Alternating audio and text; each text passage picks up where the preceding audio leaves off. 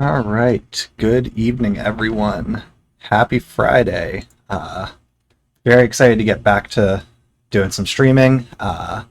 Canceled Monday and Tuesday streams because work was just way too busy this week. It wasn't realistic as far as having energy and stuff to want to stream those 2 days, but got through the week.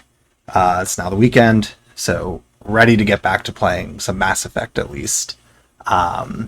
So last week we continued Pharos. We had gotten to Zoo's Hope and picked up all the side missions, but stopped there. So we did all those side missions, getting finding power cells, food, several other things. Went through, did all of that, then reactivated access to the elevator we needed to get to the Skyway, I believe, to get to what was the company? Next Gen. Oh, not Next Gen. Next something, I think it was called. Maybe it was called Next Gen. I don't remember. To figure out what they were doing, what's going on. We find a bunch of them holed up, revealing the Geth attacked their buildings, trying to get something presumably. And we learn about this thing called the Thorian, I believe it was called. Which is basically a plant that grows on the planet that we learn can basically infect people and take over their minds. And it apparently there was a massive cover up where the weirdness of the people in Zoo's Hope being kind of dodgy with questions and stuff was because they've all been infected.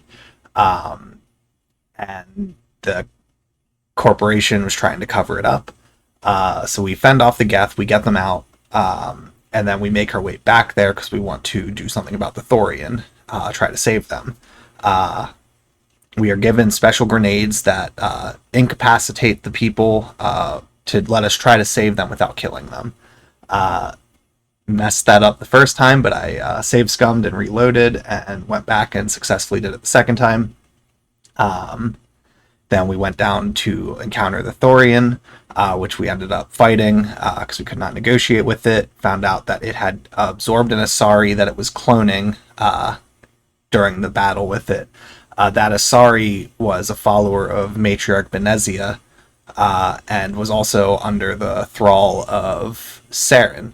Saren went to the Thorian because it had knowledge that it could share with him to help locate. There was multiple words we got last week for terms for stuff, but let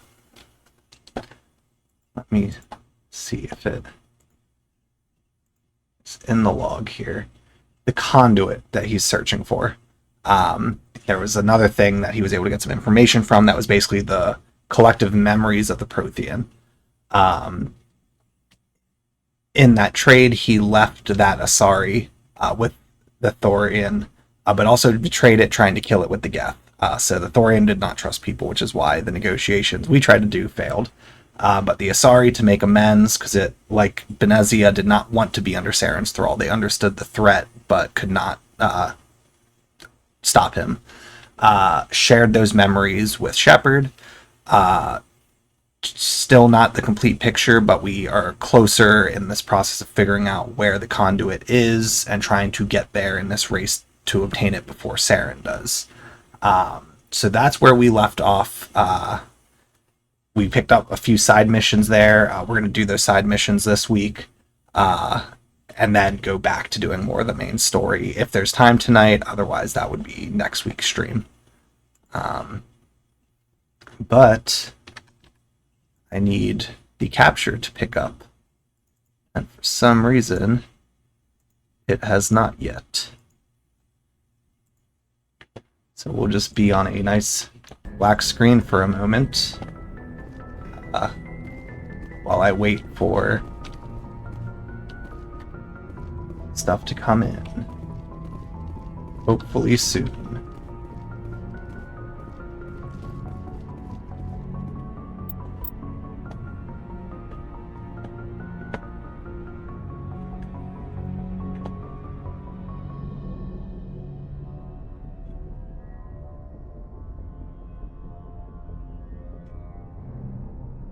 The audio is coming through, just no video yet. Need be, I will try rebooting the game. There we go. Never mind, false alarm. Alright. So, let's take a look at the journal. We got 4 missions that we picked up that are new ones going to places. So we want to go to the Amazon system in the Voyager cluster, Nordicrux in the Volstock system of the Maroon Sea cluster, Armstrong Nebula cluster, and then another one in the Maroon Sea cluster. So let's do this one first. I think we'll save the 2 that are in the same cluster for last. So Amazon system in the Voyager cluster will be our first destination.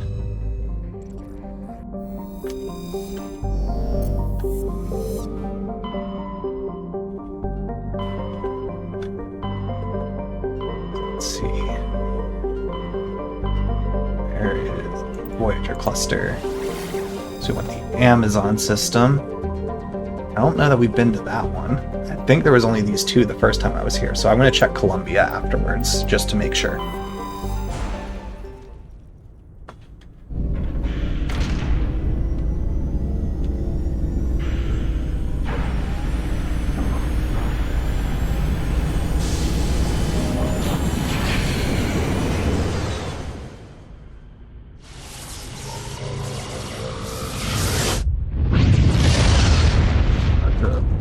Fun cutscene every time, like, it just looks so nice. Signal from 5th Fleet HQ on the Citadel.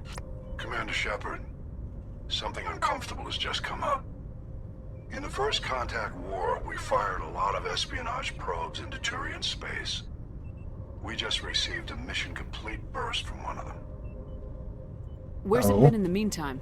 No idea. Lost in transit. These probes What were mission did early it after complete? First Contact. What makes this uncomfortable? When these probes were launched, we didn't have any idea who we were fighting. We didn't want to risk aliens examining our technology. The probe has a demo nuke built in, a 20-kiloton tactical fusion warhead, about equal to the bomb dropped on Hiroshima back in the 20th. If somebody finds that probe, tampers with it, you don't need me to finish, Commander.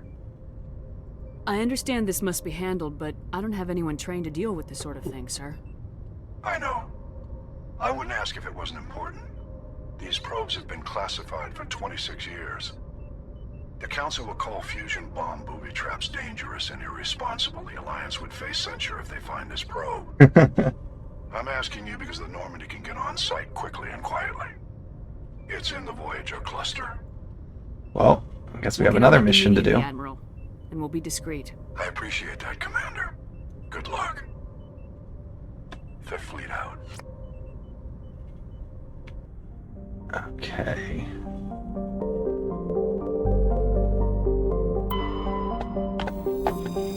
Have we not been here before? Tramar is a standard hydrogen-helium gas giant with traces of methane and nitrogen in its upper atmosphere. I feel like I have been to this cluster before. Maybe not. Cybin, a small rock and ice planet. Cybin has an extremely thin atmosphere of hydrogen, sulfide, and ethane. Its frozen surface is mainly composed of magnesium and silicates with deposits of iron. Cybin's crust contains significant deposits of green serpentine, a mineral formed by volcanic activity. This suggests Cybin was a more geologically active world in the distant past. While scanning the planet Cybin, you discovered a large mine grid in geosynchronous orbit. With help from Navigator Presley, your recon team recovered a small unmanned probe marked with a Quadium outpost insignia. So I must not have been to this cluster if I have all this surveying I can do. Dernutia is an enormous terrestrial world nearly twice the size of Earth. Its environment is similar to that of Mars, arid and a mix of craggy basalt highlands and sand-scoured deserts of iron-laced silicate dust. Dernutia's atmosphere mainly consists of carbon dioxide and argon, but the planet's mass is great enough that measurable amounts of helium and even molecular hydrogen remain trapped in its atmosphere. The planet's gravity well is deep enough that it has collected nearly a dozen small satellites, most captured asteroids. Its surface is scarred by many large impact craters, marking the final resting place of other captured asteroids. After having that random little that one quest where I had to find the thing. I'm like, I want to check all these circles. Okay, so we're going to land there. Synedma is the second of the Amazon system's arid superterrestrial worlds. It is considerably less dense than its neighbor, Darnusha, and has an atmosphere of carbon dioxide and ethane. Its frozen surface is mainly composed of iron-laced silicates with deposits of sulfur. Some polonium. Alright, Agabinium. Agabinium is a small terrestrial world with an extremely thin atmosphere of carbon dioxide and krypton. The planet has sufficient mass to maintain a much thicker atmosphere, much of it has been blasted away. Red Giant Amazon is a long-period variable star, currently at the nadir of a 16-year cycle. At peak, its energy output doubles, lashing Agabinium with intense heat and radiation. The crust is mainly composed of aluminum with deposits of tin. Much of the surface is coated with fine silicate dust, which easily penetrates the smallest cracks to foul machinery. Okay. This is going to be a very red it's a red planet, but I don't think we've landed on one that's this visually distinct yet.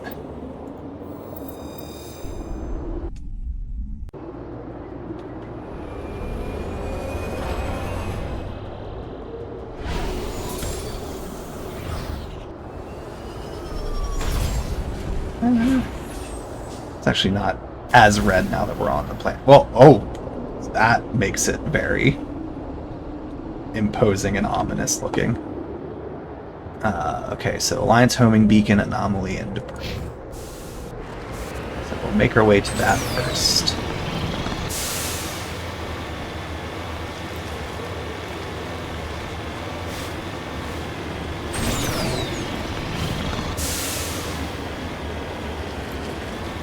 I don't know what it is about the... I feel like maybe it's just like the slight wavering in it to like show that's like a sun, but it's very unsettling to me to like look straight at. Like trying to almost intentionally keep it out of frame slightly. Okay. Got something over here.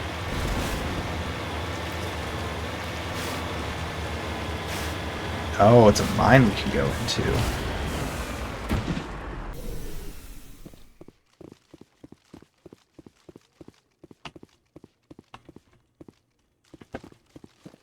The signal's coming from a mine? Suspicious. I agree. The probe did not crash. Someone moved it here. They may not know what they have. Let's find it before they set it off. Affirmative. Yeah. This will get interesting. Watch it just be like the Geth or something.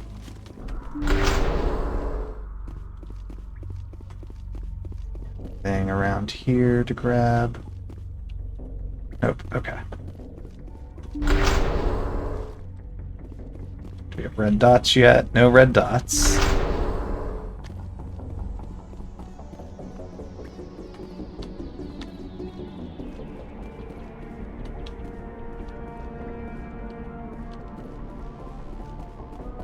This feels very ominous.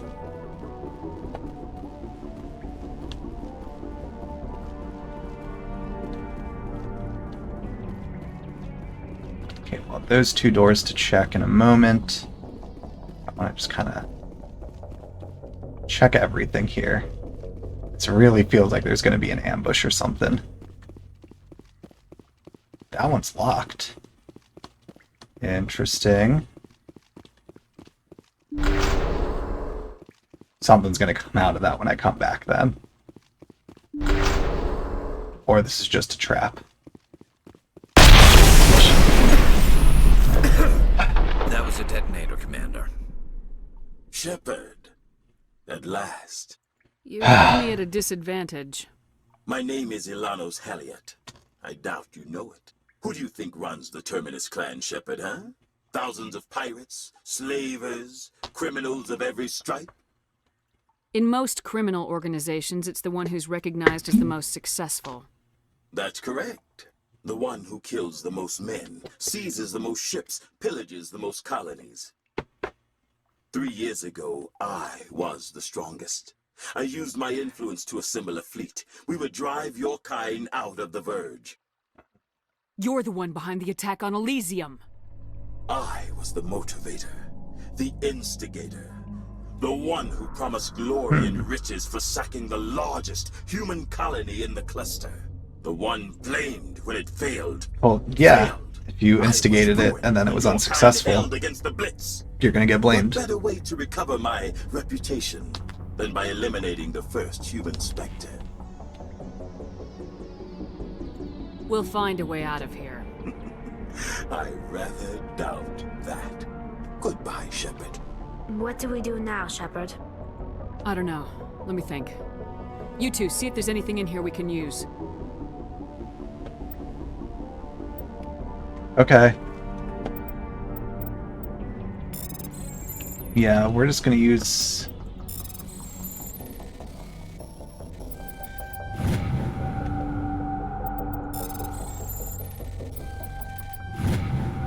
Okay. That was not bad. Hello. If you are just tuning in, you just missed me get a nice good jump scare. Basically, that thing had a nuke on it. I had to come try to disable it.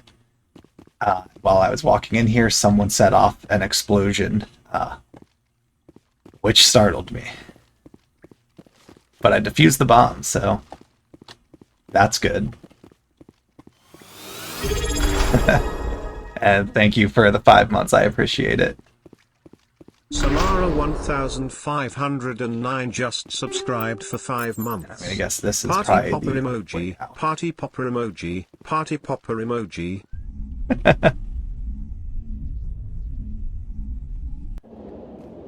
Are we nowhere near the car now?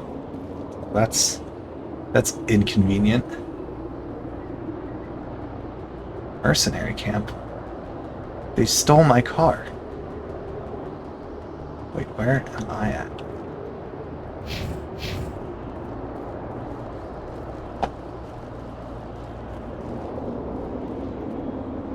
Okay, I'm not far from the car. First, we're going to go over to this debris.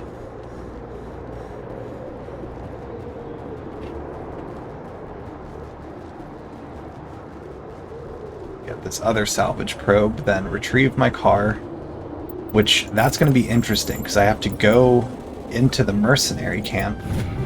And to this point, when I've gone to a mercenary camp, I've had my vehicle with me. Yes, I have seen that movie several times as a kid. I probably shouldn't have seen it as a kid, but I did.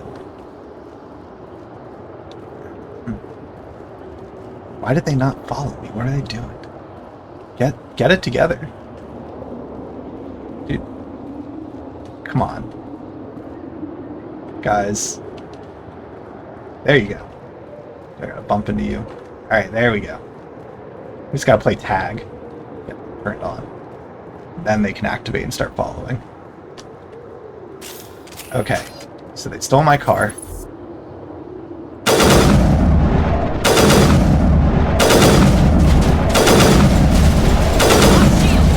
Oh, they did some damage there.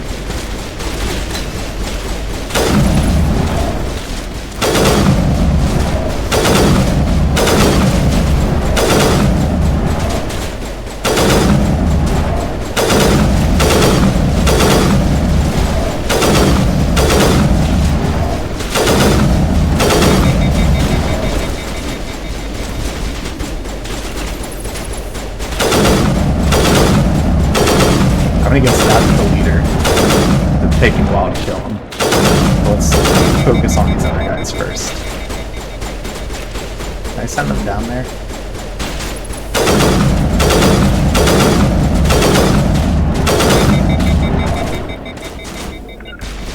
Yeah, start making your way down. Advance on them.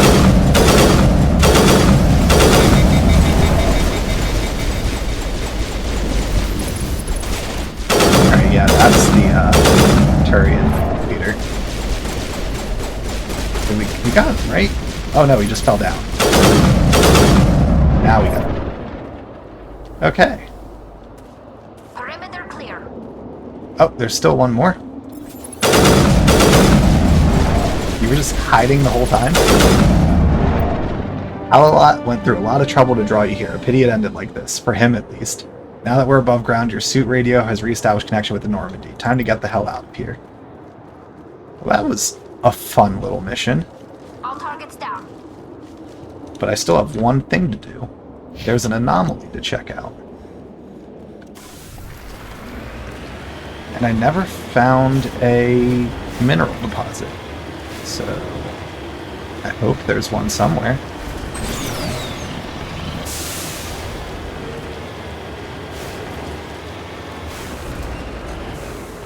Oh, that's the anomaly. Got it. The dead person. That is an anomalous thing to just find.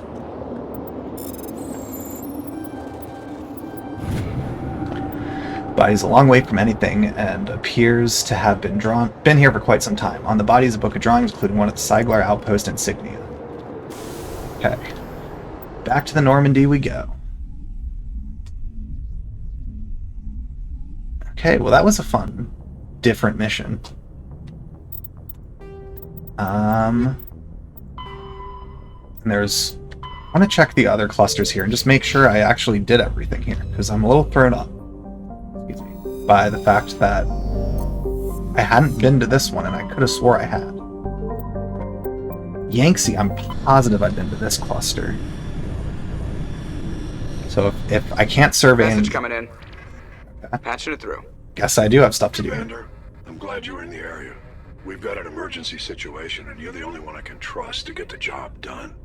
How can Okay. I help, Admiral? Biotic fanatics have hit a medical research station with a psychotropic drug. The drugs have temporarily driven researchers crazy, and the biotics are Oh, effectively this is using going to them be as human shields. difficult. So if I shoot everything that moves, a lot of research... So I have to will actually be be done. careful to not have civilian Exactly. casualties. A normal team could handle the biotics, but a lot of innocent researchers would die That- in their operation. Okay. That's why I contacted you. I'm hoping you can keep the casualties to a minimum. I'll take the biotics down. We'll try. Admiral, and I'll try to limit the casualties. I know you will, Commander. I'm sending you the station coordinates now. Fifth lead out. Have I not? I feel like I have been here. The fact that I can't survey. Yeah, I've been to this one. I can't survey stuff, so...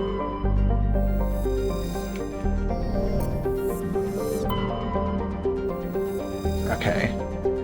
Yeah, because this is... Yep. Okay.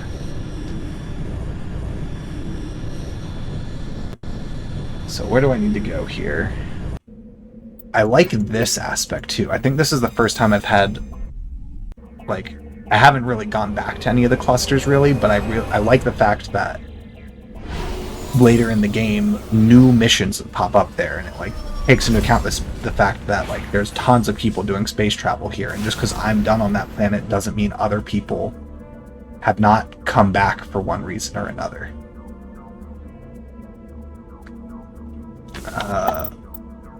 Okay, let me just make sure. I have to go to a totally different cluster. It's not even here. Never mind.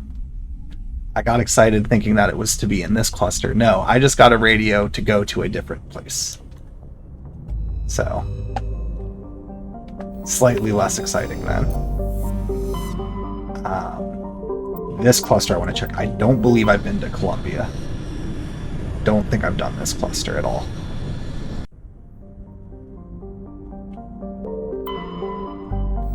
Okay, Gromar is a rocky terrestrial world with trace atmosphere, krypton, and xenon. Frozen surface mainly composed of copper with deposits of calcium. Prior to the Alliance's expansion into the Voyager cluster, Gromar hosted one half of a Turian interferometric telescope array connected with a similar telescope in the Attic and Beta cluster by an expensive chain of FTL comm buoys. The two function as a single virtual lens with an effective aperture equal to the thousands of light years between them. The Turians use this to chart determinate systems with great accuracy.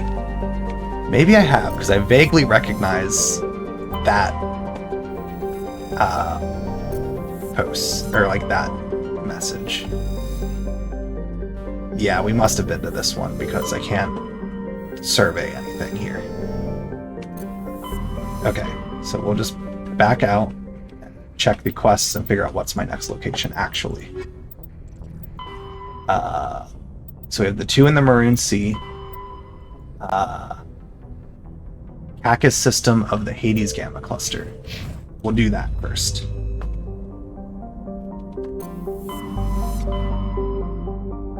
Hades Gamma, that's right there. I don't remember there being this many clusters here either. So did new ones get unlocked?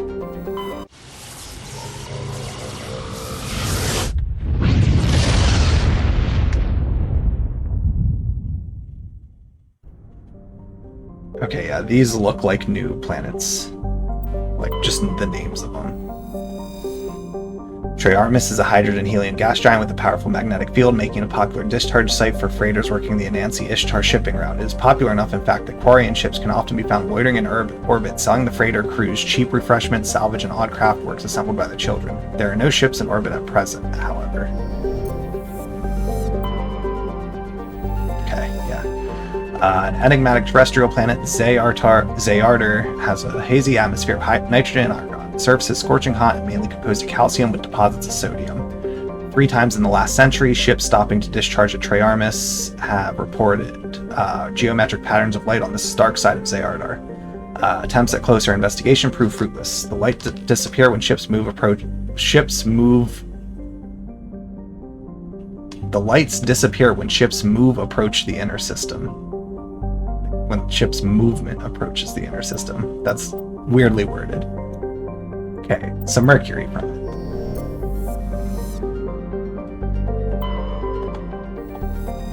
Large but low-density terrestrial world, Farangor is generally believed to consist mainly of water ice. Occasional upwelling of metals caused by the interacting tidal forces of several large moons suggest the core is small but extremely dense. Farangor has a thin atmosphere of carbon dioxide and ethane. Its frozen surface is mainly composed of dark carbon-laced water ice. 10 years ago, Farangor's grim surface color and dim illumination drew the cinematographer Risa Uverson to film the exterior scenes of Starless on location. Acknowledged as a masterpiece of Gothic horror, the sets, well preserved by the vacuum, draw hundreds of tourists to the backwater system every year. That's a fun world-building one. Like, everything to this point has mostly been like about research facilities or like efforts to colonize, but like here's an instance of like the pop culture and like the entertainment of this time period being a part of all of this. Some more polonium out of it. Okay, so we got these 2. That's the one we're landing on. Zamari is a small, airless, cratered terrestrial, a lifeless rock quite similar to Luna. Its frozen surface is mainly composed of silicates, though one hemisphere has several seas of dark basaltic rock. Okay, so now we'll land here. Choa is a terrestrial planet whose surface is mainly composed of aluminum with numerous deposits of calcium. Though it has enough mass to retain a dense atmosphere, Choa is nearly a vacuum. This lack of atmosphere allows a moderate average temperature, but the differences between day and night are extreme. Surface of Choa's sunward-facing side is usually covered by a haze of volatiles, mainly water vapor and carbon dioxide, which return to the ground as frost over the course of the long, cold night. Serta Foundation has established a research outpost on Choa to investigate the native subterranean life of Choa, which shows incredible resilience to extremes of heat and cold. Alright. Land here and try to save these scientists.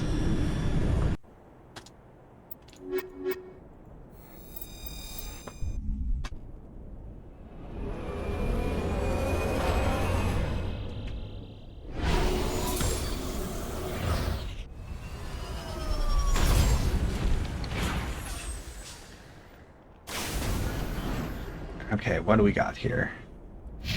We'll do the anomalous signal first. Then I'll do the debris, and then we'll make our way to the facility.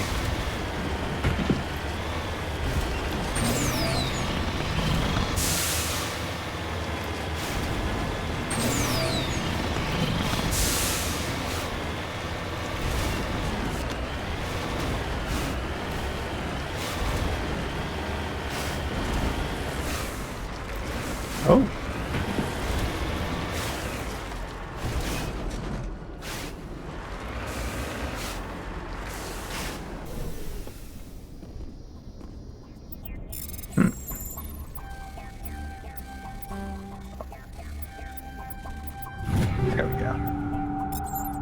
Matriarch's writings recovered. While sifting through this pile of debris, you discovered another Matriarch Dillinaga's writings. It's in bad shape, but most of it is still intact.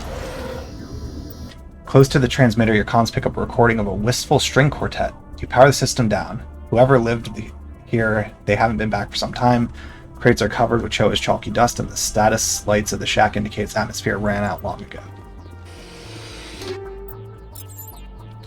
Oh, another one. It looks like someone's been living in this place. A small crate held some stale food and one of Matriarch Dillinaga's writings. It's still in fairly good condition, unlike the food. That's the first time we've gotten two for one of these missions in one go.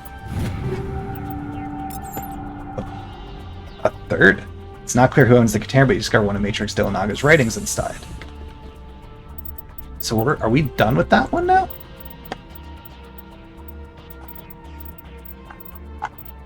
Oh, we gotta be close.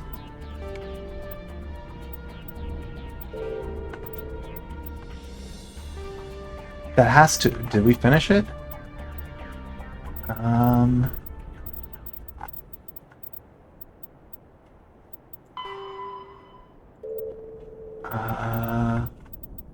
I'm not seeing it anymore. So we must have finished the...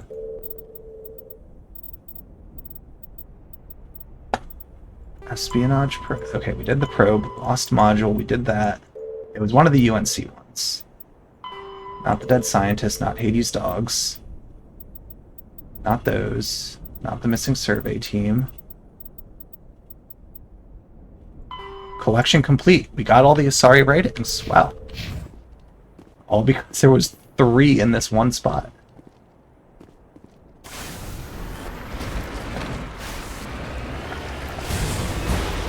Well, that's cool. One of those, and we started those. I think the second episode I did of this. We started all of those collection missions, so we got the first one of them done now. So that's a fun little accomplishment. Hopefully we'll get... I think it said we only needed one more Turian tag, so I feel pretty good about getting that one done this week too. That was satisfying.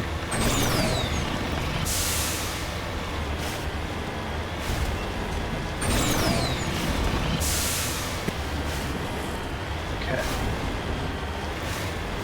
This big open area feels like Thresher Maw to me.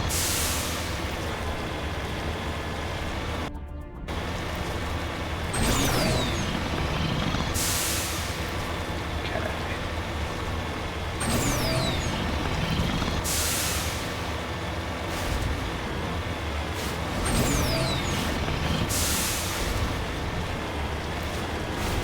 There's the debris.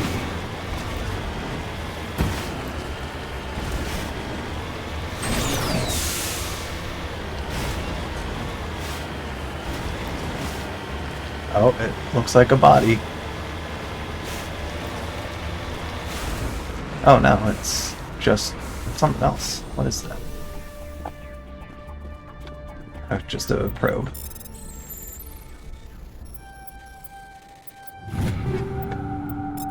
Okay. But actually not that exciting. But we got it. So now it's time for this research facility. Just save quickly before we continue on our way.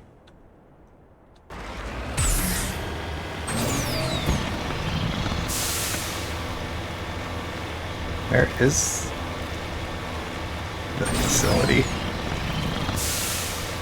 Oh! Because this isn't the docking facility.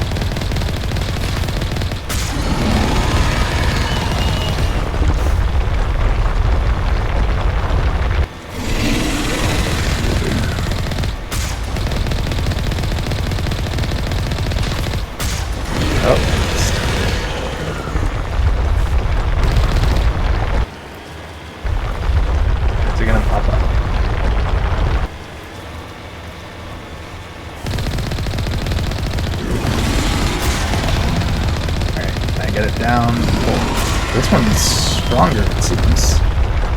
Oh, don't, nope. Crap. Okay. Alright, we got it.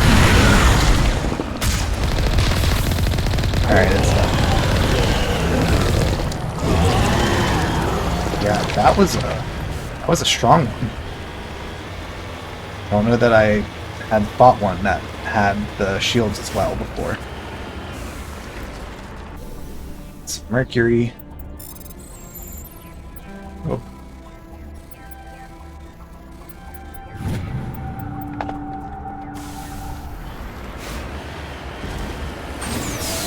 Okay. There's the facility.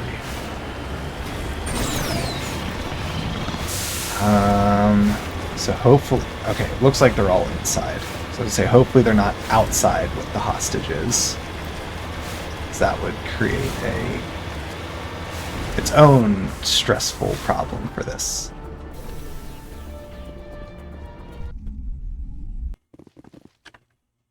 Take down the terrorists, but remember to check your targets. Civilians are so addled by the drug, they'll wander right into the middle of the firefight. Oh, geez, this is going to go poorly.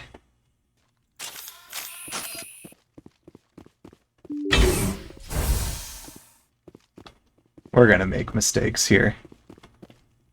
We're going to make some unfortunate mistakes.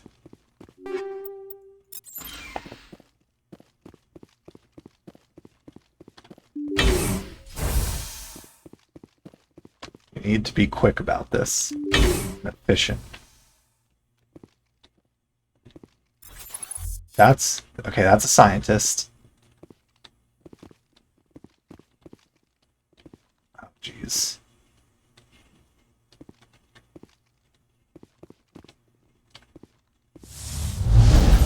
Oh yeah, they're biotics, that's right.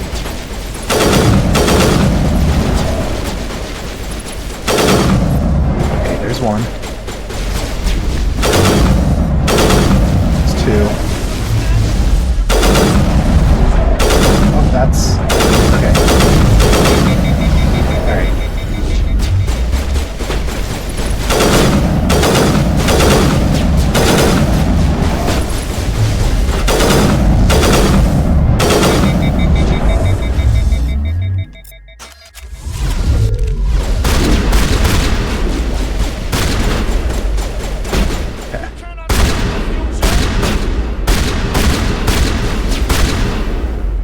Okay.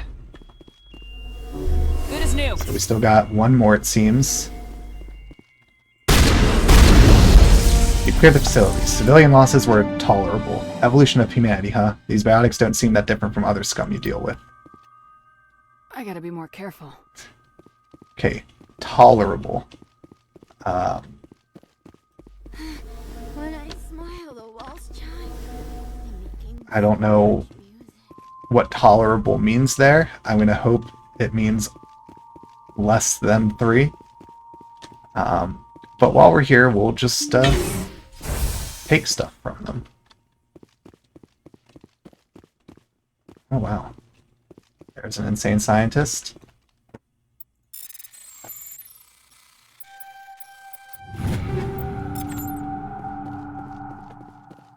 They're not gonna miss this.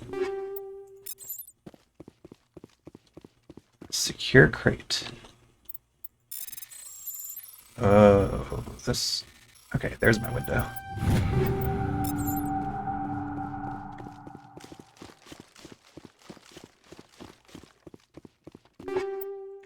Okay.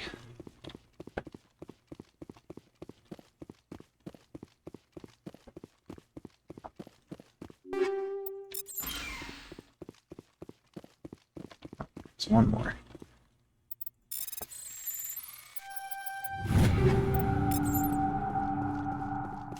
Alright, well, I guess that went fine. I kind of lost track of the scientists. Fortunately, it doesn't look like they ran into here, because I didn't make my way out, so all the enemies basically made their way through to me.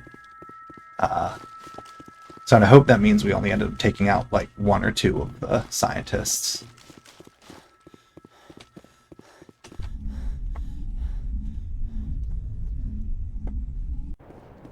Okay, back to the ship we go.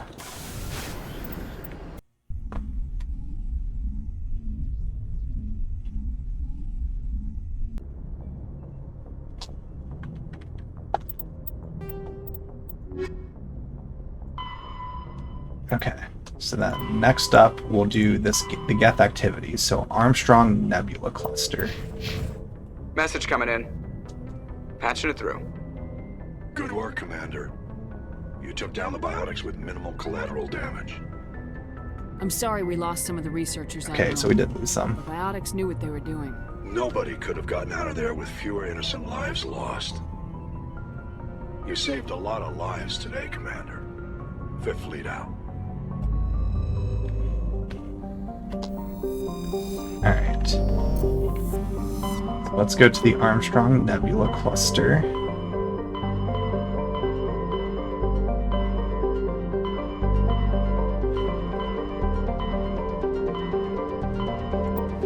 Message coming in from the brass at Arcturus. Patching it through. Okay. Normandy, Admiral Hackett here. We're getting reports of a marked increase in Geth activity in the Skyllian Verge. Okay. Surveillance drones have identified Geth outposts on 4 different planets in the Armstrong 4? cluster. We need someone to take them out. Oh, You have wow. any idea what they're after? Hard to say. They may be just gathering intel on us. Or maybe they're setting up staging grounds for hit-and-run attacks. 4 on of them, human so we're gonna be colonies. here for a little bit. It could be the first wave of an invasion. Let's hope not. We need someone to investigate this, Shepard. Finding Saren is still your top priority, but you've got experience fighting the Geth. You're the logical choice to take out these outposts. We're transmitting all the locations of known Geth outposts in the Armstrong cluster to the Normandy now. Admiral Hackett out. Okay. So I guess I don't think we've been here at all, so we'll be exploring all 4 of these tonight.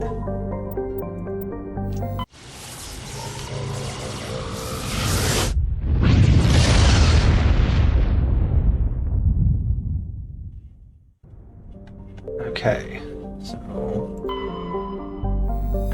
Alright, Pregol. Pregol is an enormous terrestrial world with an atmosphere of chlorine and ethane. Its surface is mainly composed of sulfur with deposits of aluminum. No landing has ever been attempted. While scanning the planet Pregol, you discovered several marker buoys orbiting it. Chief Engineer Adams secured some high-res optical images of the buoys, which appeared to have been neglected for some time. Each one was marked with the Batika colony insignia. So we got the last of those. Almos is a hydrogen-helium gas giant with traces of sodium darkening its atmosphere. Okay, nothing else. Maji. Another red one with another ominous red sun in the background. Maji orbits the Vamshi binary giant stars. Vamshi A is a blue star of a spectral class A4111, which burns at half again the temperature of Sol. Vamshi B is an aging red giant of class M5111, over 220 times the size of Sol. Maji has a thin atmosphere of ethane and carbon monoxide. The difference in temperature between the hemisphere facing the suns and that facing deep space causes constant winds, stirring the silica and sodium dust to the surface. Unsavory characters from the Terminus systems occasionally use Maji for forms of cruel sport, dumping slaves, hostages, quarreling shipmates, or even when bored vicious animals on the surface. One must kill the other before they will be rescued from the lethal radiation of the giant stars. Don't love that part.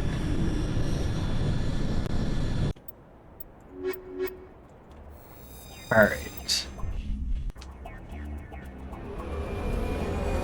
So we're going to be fighting Geth on each of the planets in these clusters.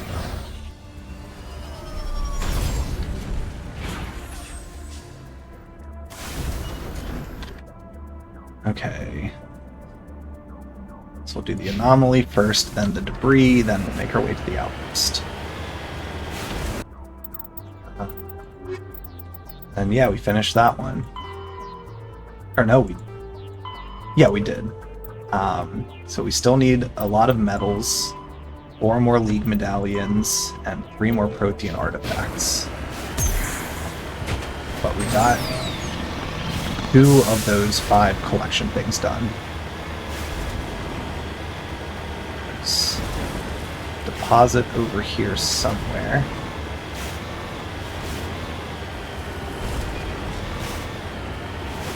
Is it up on this ledge?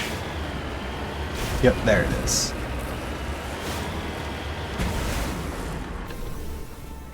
Alright, thorium deposit. Okay.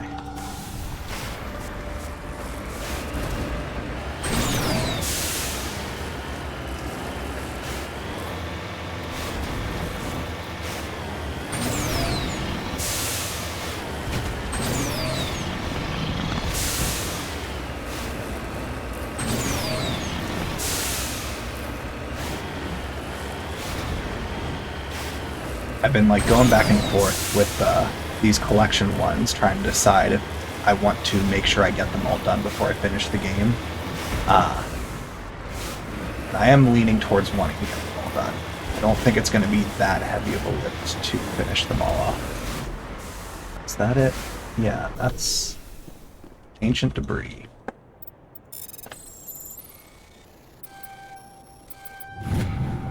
Okay. Strange looking sensor has some ancient graffiti scribbled on it. It appears to be marked with the Edison Colony insignia. I'm gonna guess... Actually, I don't know what this is over here. I was gonna say I think it's a worm, but I don't think it is actually.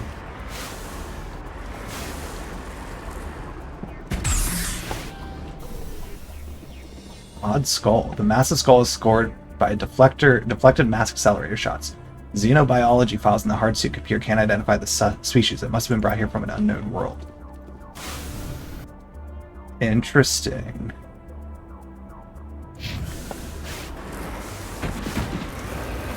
I wonder if that... It feels like that's going to turn into a quest. There's probably someone that I'm going to be able to, like, take that data to. Be like, hey, I found a new species, or they can locate the original source of it, and I get to go to some other planet and find what they actually were.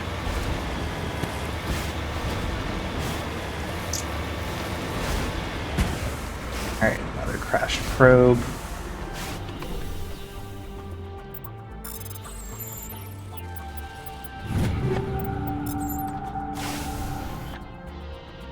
Okay, so now we have to get to that Geth outpost, which is a drive to the other side of the map.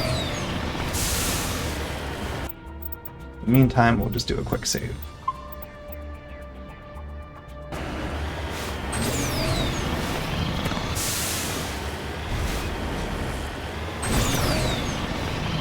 Oh, another deposit up ahead at least, so that's something else.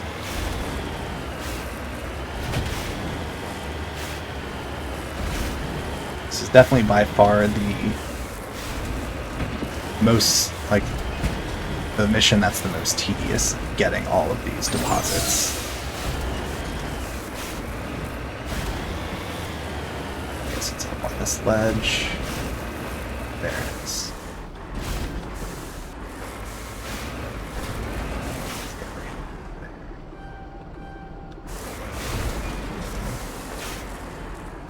Okay. Got me on the other side. Beryllium, okay. Oh, mistake. Large deposit of beryllium.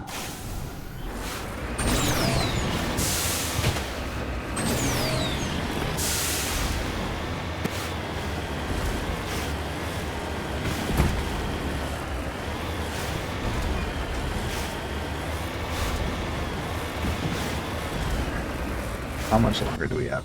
We still have a lot to go to get to this outpost.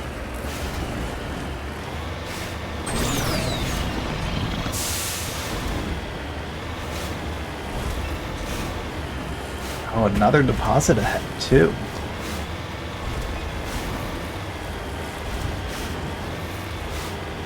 Surrounded by turrets. That... Cool. Love that.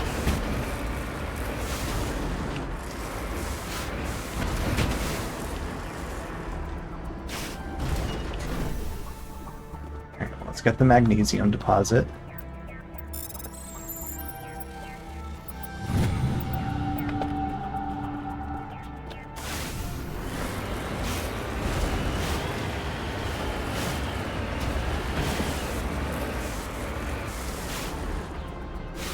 Where are these?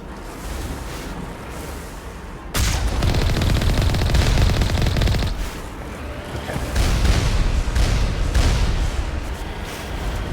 Got it, I see. That one out.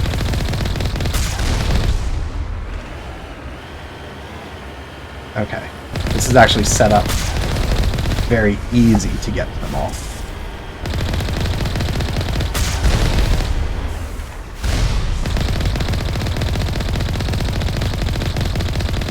Okay, so this actually isn't as bad as I thought it was going to be. There's very clear paths to get to these on each planet. Jammed, of course. Oh, there's a lot of them.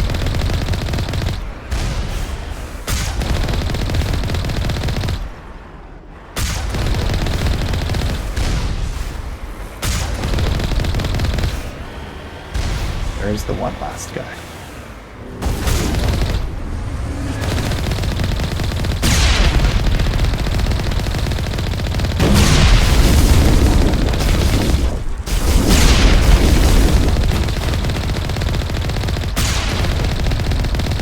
One down, 3 to go.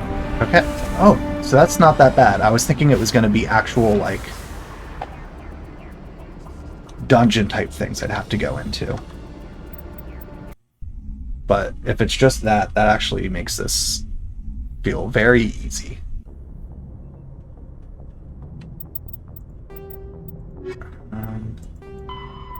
Okay, so we got the first one done. So yeah, that's what I see on 9 plus 7, 16 plus 5. So we still have 21 things to find. So still a while to go with that stuff. Very close to the next level. What level are we at? 24. Cool. Alright, so save and then head to the next planet.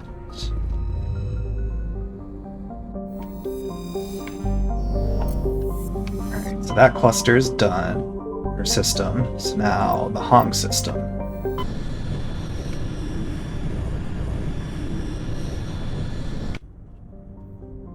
Okay, ooh, a lot of planets here. Traeger is a tiny ice dwarf with a trace atmosphere of xenon and krypton. Frozen surface is mainly composed of water, ice, and ammonia. Cryovolcanic processes are gradually repaving the surface with sheets of fresh ice. Okay, lots of lithium. Do that one next. Pomal is an enormous terrestrial planet with a very dense atmosphere of carbon dioxide and sodium. Surface is scorching hot and mainly composed of sodium oxides and deposits of nickel. There is evidence that Pomal was once covered with broad, shallow seas. Should a probe ever be sent to the surface, a check for ancient fossil life might prove valuable. Theshika is a standard hydrogen and helium gas giant. In the past, it was often used as a drive discharge point for pirates raiding human settlements from the Terminus systems. In 2178, the Alliance set up a network of covert sensing devices on Theshika's moons. Recordings of pirate FTL exit vectors over the course of 6 months led the Alliance Navy to 8 major pirate anchorages. Since the Theshika raids, no ship from the Terminus have been reported in the Hong system. So we got Matar and Casbin. Matar is a terrestrial planet with a thick atmosphere composed of nitrogen and krypton. Its frigid surface is mainly composed of sodium oxide with deposits of copper. Because of noxious surface gases, explorers are warned to use extreme caution. Matar lacks a magnetic field. This makes it useless for discharging FTL drive cores in orbit. The energetic particles of solar wind from Hong Kong. It's like added that extra word in automatically whenever I see it. Solar wind from Hong strike the upper atmosphere directly, ionizing the krypton. This gives the planet its distinctive minty green-white hue. Scans of Matar revealed debris from a destroyed Asari freighter. Further scans uncovered a body which was brought on board. Dr. Chakwas examined it, but learned nothing about its origins. Among the Asari's personal affects, however, was one of Matriarch Dillinaga's writings. So found another one. Alright, Casbin. Classic pre-garden terrestrial world with conditions similar to those on Earth millions of years ago. Its hot, humid atmosphere is mainly composed of nitrogen and carbon dioxide. An increasing amount of the surface is covered by simple lichen and algae. Should no unexpected calamity occur, these tiny plants will change the atmosphere to an Earth-like nitrogen-oxygen mix over the next few millennia. Due to its potential for future habitability and sapient life, Casbin has been designated a sanctuary world by the Citadel Council. Landing is prohibited by law, and any disturbance of the fragile young ecosystem will result in harsh fines and imprisonment. At present, the planet is passing through the debris trail of a long period of comet. Alright, landing is prohibited by law, but fortunately we are above the law.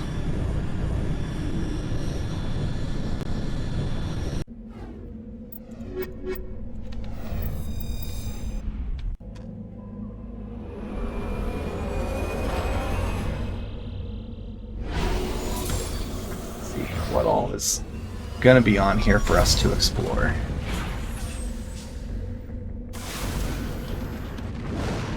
Okay, Geth Outpost is there, but cool, it's all right over there. I like that it's all in one compact area to check out.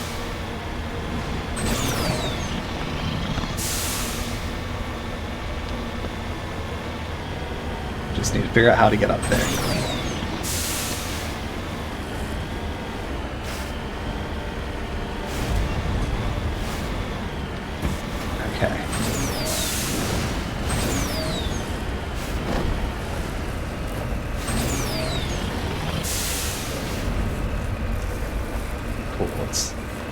Got just enough slope to make it happen. Just enough slope to make it happen. Okay, well, we can do it over there.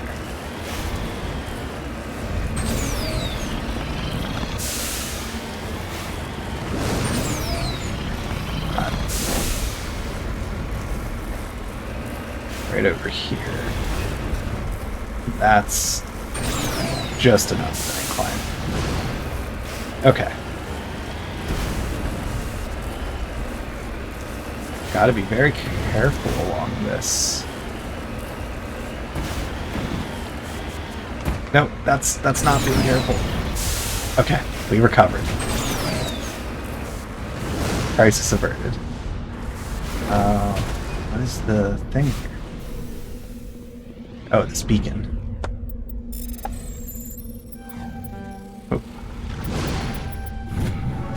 The beacon was an identification tag for Captain Thien. There's no indication of why it was hidden here or who buried it in the first place. Okay. Our next destination.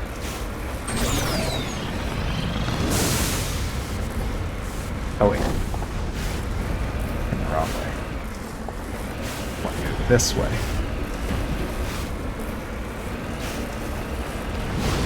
Oh no.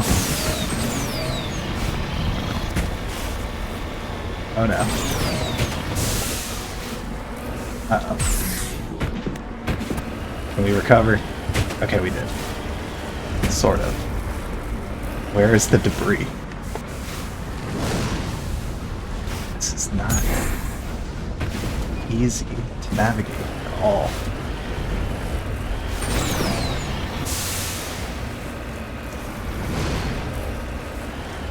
This is the planet you gotta earn it getting this stuff.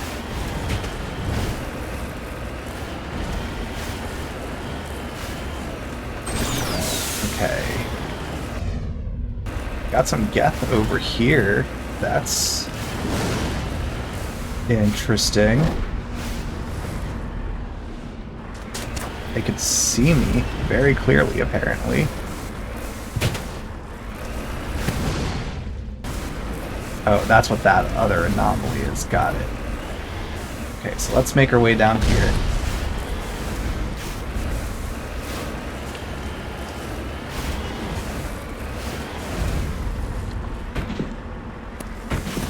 Okay. Crash probe.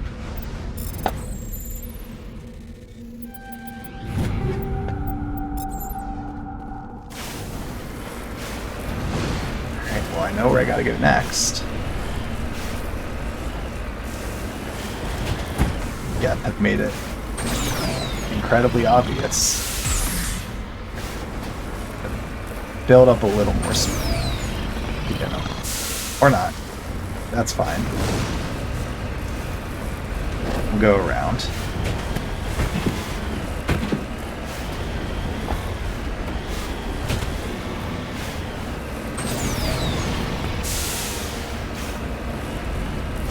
Interesting that there's 2 Geth sites here.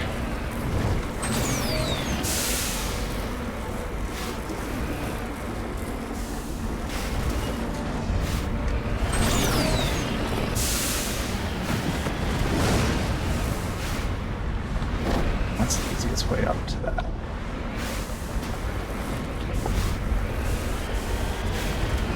I think I can get it. Alright. That works to get back up to this point. Now we can make our way over. Just kind of pop right up on it.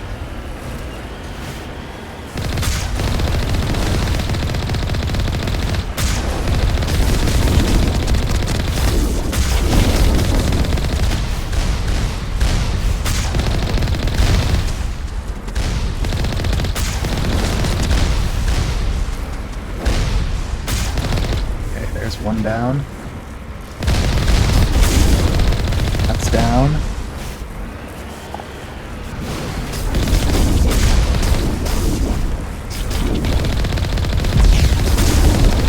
Okay.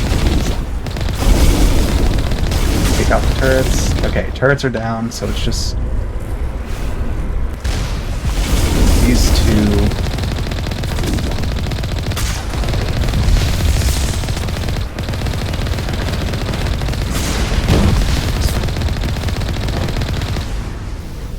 Let's deactivate. Geth array is transmitting regular data bursts on an encrypted channel using lines and FTL comm buoys. It's not clear where the data is being directed. Turn that off.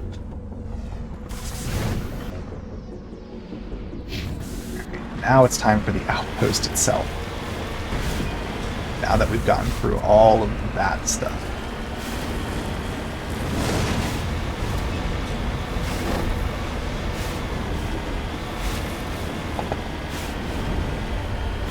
Oh, and there's just a road again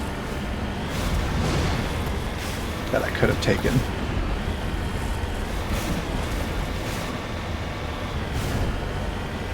Well. Oh well. We got a deposit over here, so we'll do that. I'm pretty sure I leveled up, so I'll do that as well once I get back in Mako.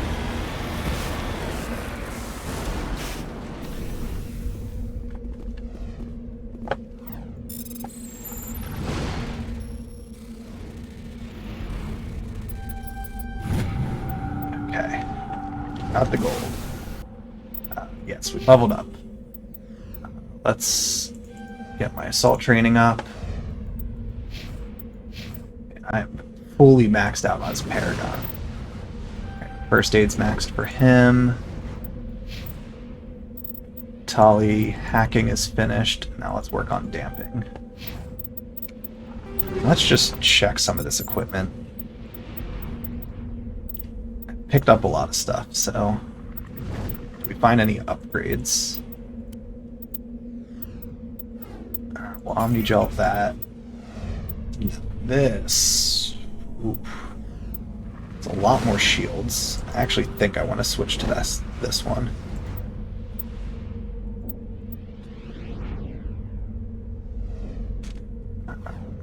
We'll hang on to it for now still. Nothing. Oh. That is an upgrade for him. Okay. And Tali. That is an upgrade. So now let's Omnigel the rest.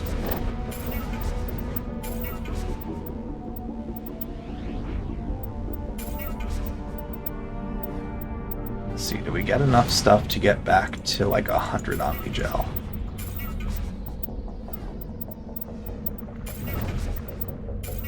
It will be close. Okay.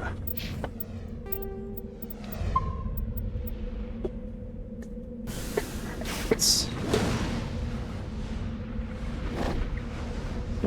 drink some more water before we continue. So how close are we? Oh, it's like right above us.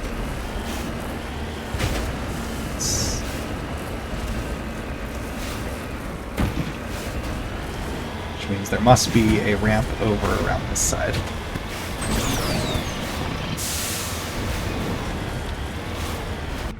Oh wait, never mind. I'm nowhere near it. I was looking at the wrong one. So we saw a bit of a drive.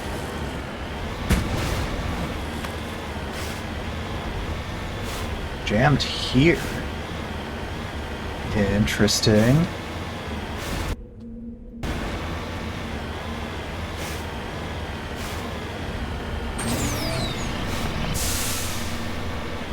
A little surprised that we've been jammed this early. Oh, but we're just rolling right up on it.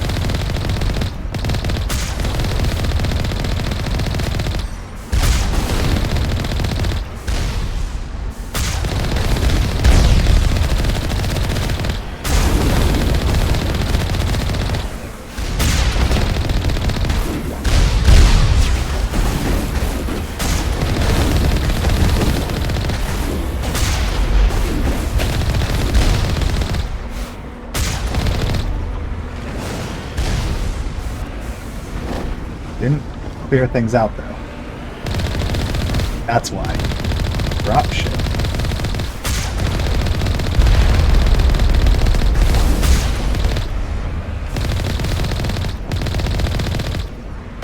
Oh, I gotta take out the drop ship itself. Got it. We can just back up because they're not walking towards me. Well, that makes this easy. They're just watching me destroy their ship. That's nothing, it's all the cannons. 2 outposts done. We're halfway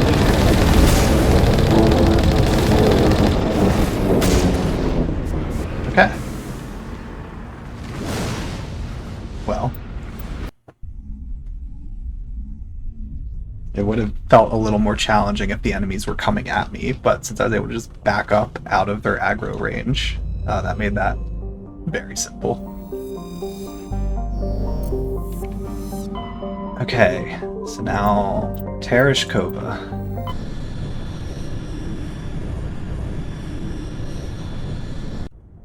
Oh, that's another, what, 6 of them here? Oh, okay. Ooh, I like that color. Hunsara is a small hydrogen-helium gas giant. It is unusually large amounts of nitrogen in the upper atmosphere, which glow purple when ionized by the solar wind. Hunsara's convenience as a place to dump drive charge has left its orbit littered with debris dumped overboard by visiting crews. We'll check these 3 first. Mawinor is the second in Tereshkova's outer worlds. It is essentially a rock of unremarkable ores with some deposits of water ice, but no minerals of value. Frozen surface is composed of silica. Like the gas giant Solmerlon, it is thought that Mawinor formed too close to the Tereshkova star and was thrown outwards by gravitational effects. Computer models suggest it will be ejected from the system in a few 100,000 years. Solmerlon is one of Tereshkova's 2 outer worlds, significantly removed from the rest of the system and with unstable elliptical orbits. It is thought they may have formed within 3 AU of the binary stars and were hurled outward due to the instability of such an orbit.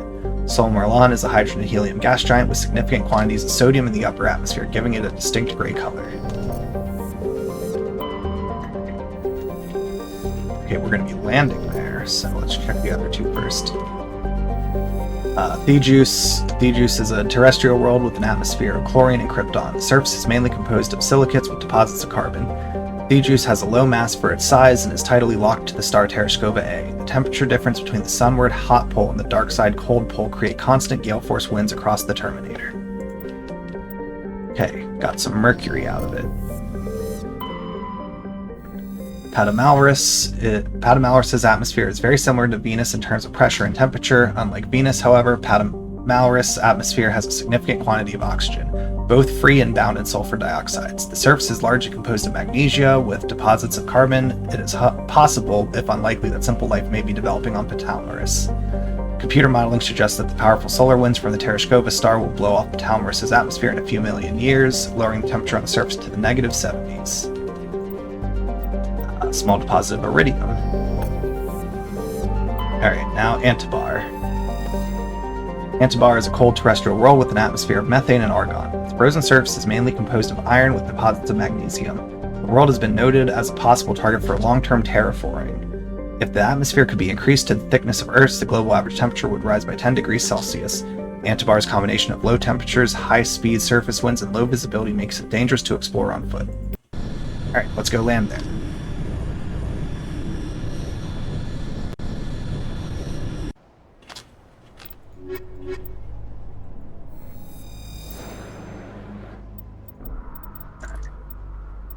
Okay, that was weird. For a second I thought I only selected one for some reason. Okay. So, planet number 3 of 4. What do we gotta do? Okay, so anomaly first, then we'll go to the debris.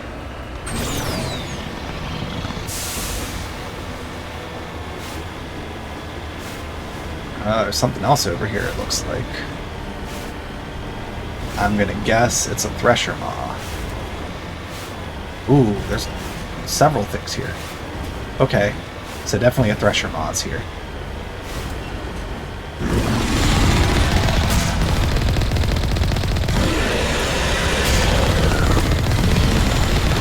Okay. Once you keep doing that, that makes my life easy. Sure.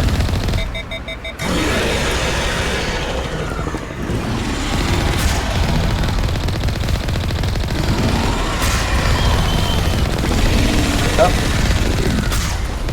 All right.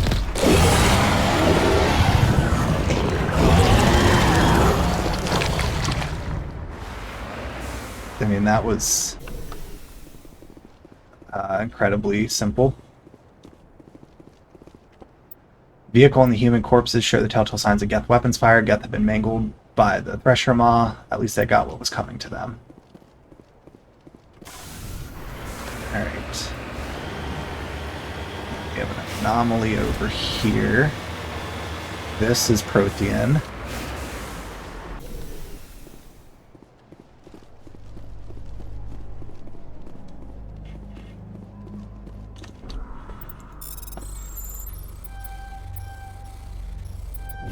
Alright, searching the ruins, you discover Prothean data disk. It must have been dropped by one of the Thresher Maw's many victims. Alright. Just lead the way. There we go. Okay. There's already a lot of stuff on this planet. It's kind of a pretty densely packed area of events right here.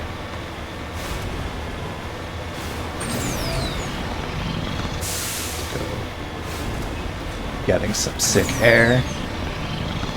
Makes me feel like I'm pre-gaming for playing some Tony Hawk's Pro Skater 3 and 4 later this weekend. Which I'm very much looking forward to. Just picked it up the other day and just haven't taken the time to sit down and play it yet. Just haven't had the time, but that would be one of my, for fun, to just play on my own games.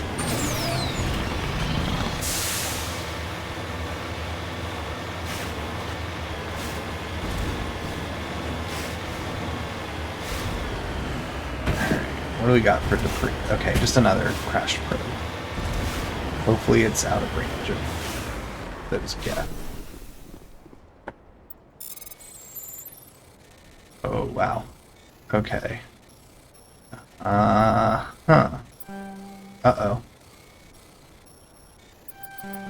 We're not doing this. Not gonna make it. Oh, we did. Okay. I have no faith in that way that went sideways.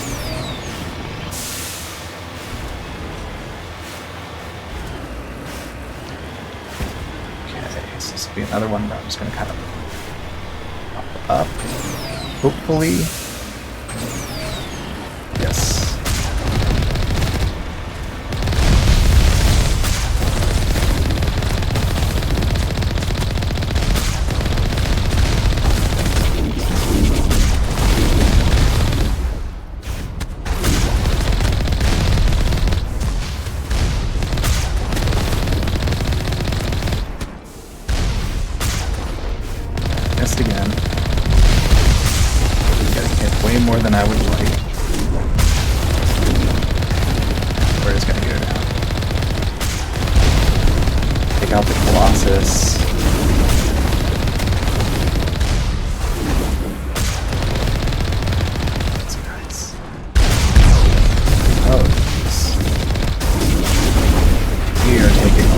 more damage than I would like. This is going very not well. There we go. Don't get hit by that though. Okay. Now we're good. Something's coming in. I'm doing this again.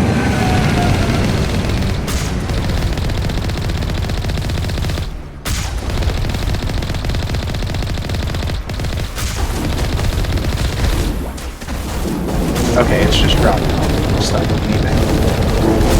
This one's actually a lot easier than. Just one more outpost left. Okay.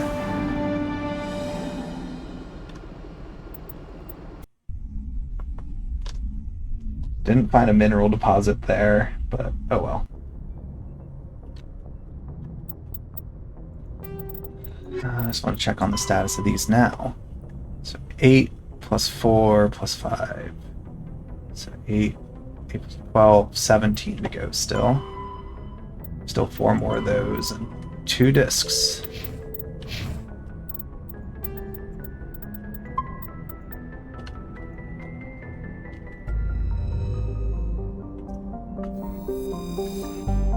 Alright, one last system.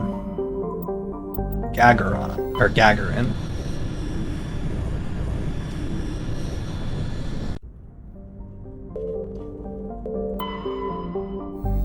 Alright. Prescia is a relatively small hydrogen-helium gas giant with large amounts of hydrocarbons in the middle layers of the atmosphere. When the Krogan rebellions ended 3 millennia ago, the Turian chief of naval operations, a distinguished soldier named Mercury, declared his immediate retirement. He disappeared into what was then uncharted territory. It was only 200 years ago that a ship was found on the surface of Prescia's largest moon. It had landed gently and been deliberately shut down. Of Admiral Mercury, however, no trace was ever found. Okay, we'll be landing there. So let's check these other ones first. Junthur is a large terrestrial planet with a thick atmosphere of carbon dioxide and chlorine. The surface is mainly composed of aluminum with deposits of nickel. Surveyors found the ruins of a technical civilization near the equator, evidently the colony of an ancient spacefaring race.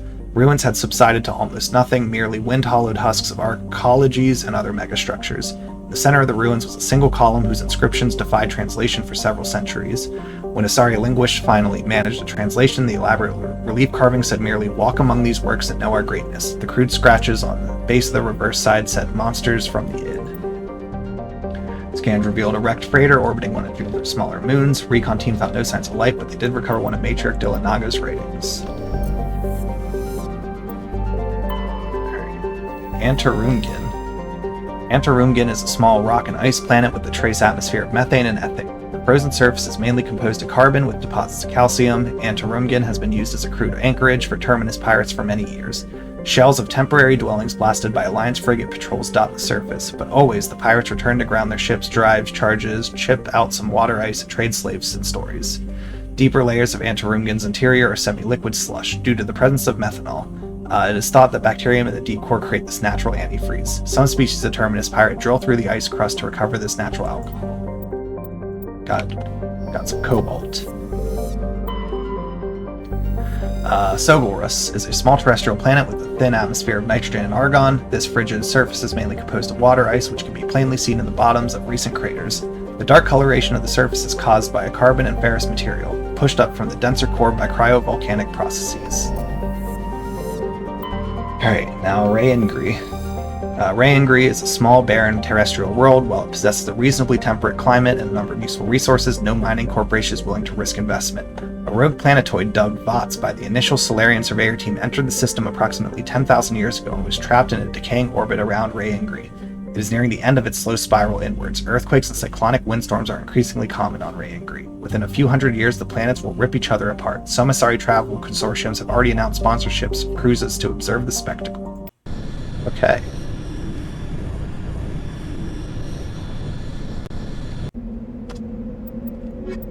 Alright. Last one. Now we still have the 2 on that one system to do, and I think we might have one other side mission. I don't remember offhand. Right, what do we gotta do here? Overrun research outpost. Great. Let's do the debris first. We'll just work our way across this time. It's going to be too out of our way to want to go to the one and then circle back. So we'll do the debris, overrun research outpost, and then make our way to the anomaly.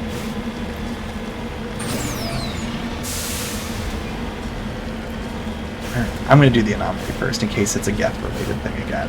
I don't think this game would do something where if I didn't do that little thing first, it would affect like the outcome of the mission in some way, but I played enough Baldur's Gate to know that sometimes there could be a really random little thing that will actually impact and stuff. So I'm going to do it.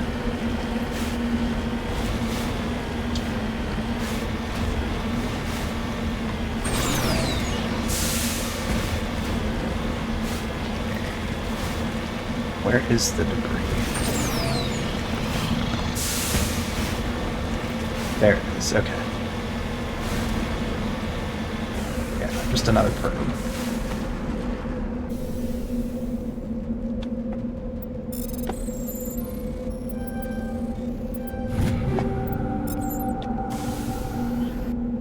Okay, so now we want to go around to there.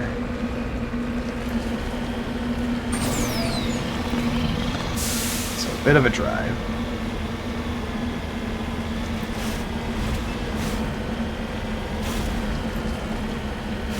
But if there's a chance it could impact the mission in some way, I want to do it first. Kind of like how I made a point of deactivating the that Geth transmitter thing beforehand. So we'll circle back to the overrun research outpost after.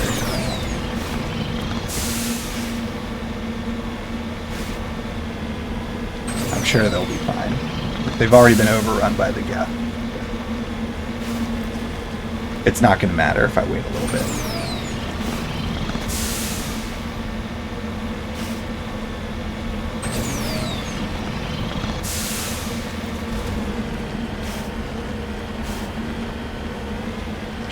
I haven't actually looked up really. I was always looking over here to the sky, but yeah, that other planet, yeah, they're gonna tear each other apart for sure.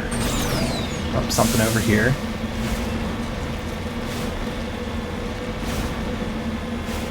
Is this gonna be a Thresher Maw? Is it just like an item? Scavengers who made this camp are gone. They seem to have abandoned it abruptly some time ago. Okay.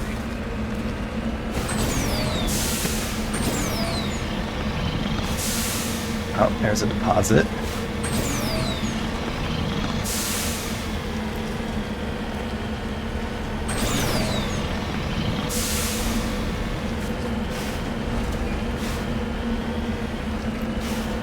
Okay, so polonium.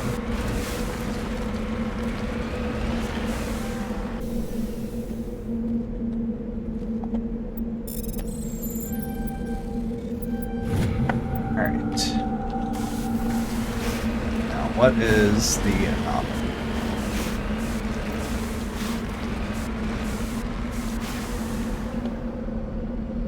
Okay, it's whatever this probe is here, it looks like. I just don't want to go flying past it when I go down.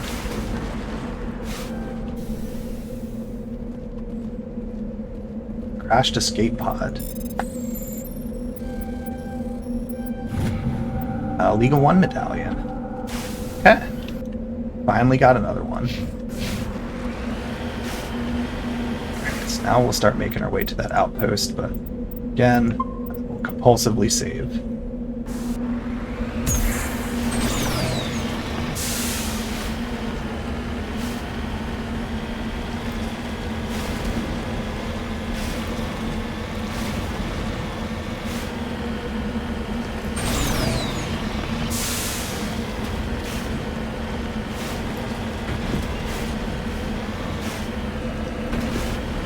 Okay, and it's got a nice path up to it.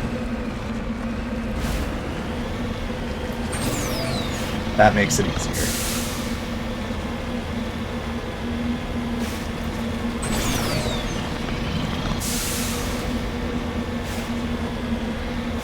see how it goes once I'm inside.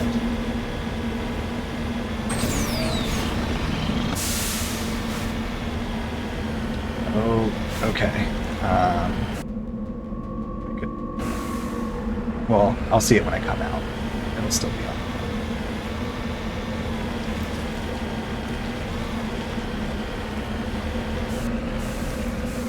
Get that deposit after. Okay.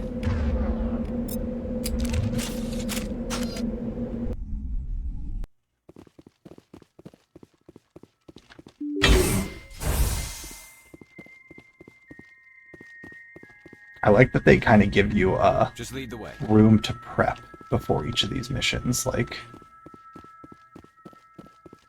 they could just as easily have people waiting in here. Be like, all right, you walked in, like, they're here, you're in battle now. But they give you, like, a moment.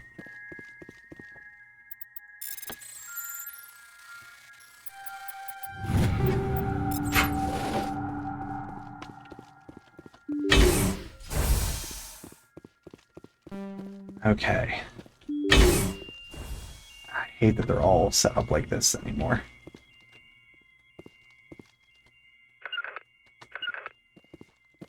Them go in.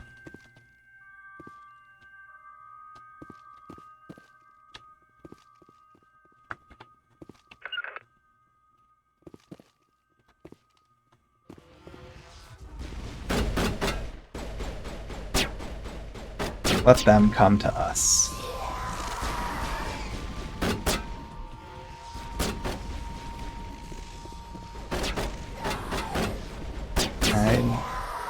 Okay.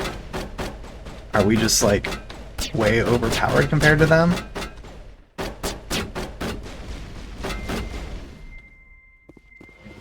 They've got it, they've got it.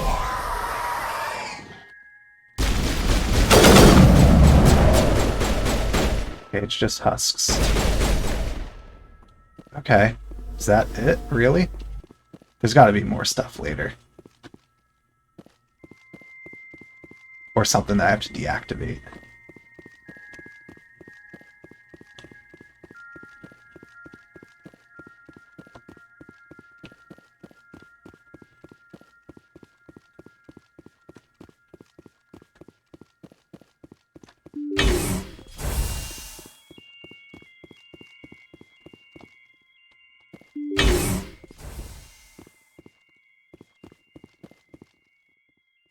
Okay, we'll do this one first. Hostile spotted. And oh, they came through. Okay.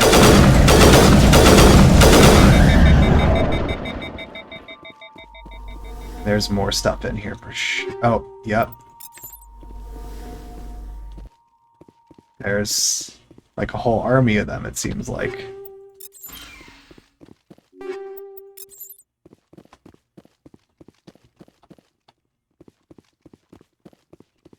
Where did they come from then? We'll worry about it after I finish getting items. It's an interesting setup there. Lorison, and then it's an ambush.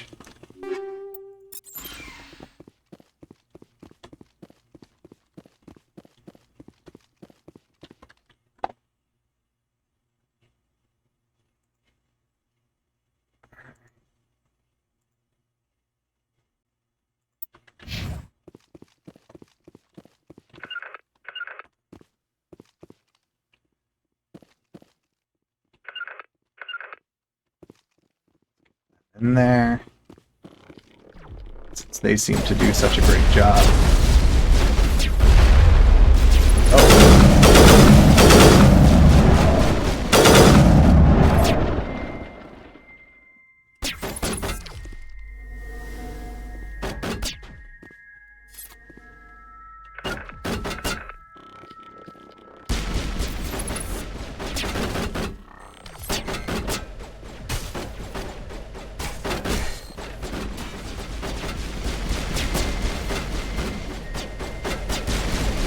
Not even seen. He's down.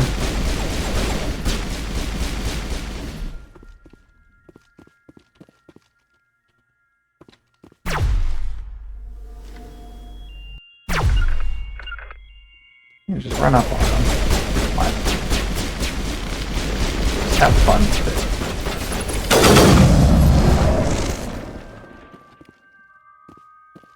Perimeter clear. Okay. So did we clear this then? There's got to be something else. We're going to go outside and get ambushed, aren't we? That's got to be what's about to happen.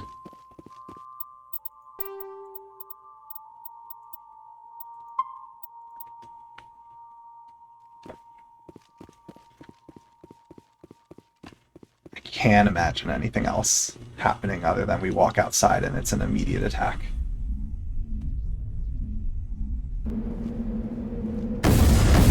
I smell trouble.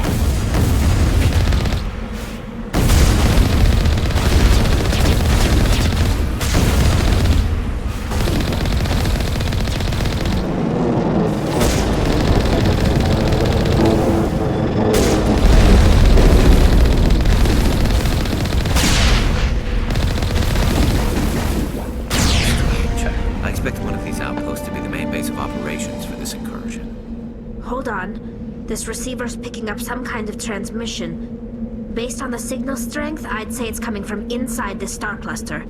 It must be a message from the primary Geth base. We can use the signal to lock onto its location and take them out. Had a feeling there was going to be a final location.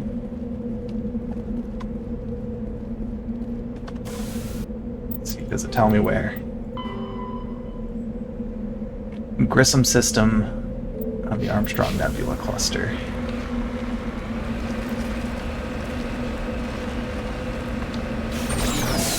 Okay, turn around.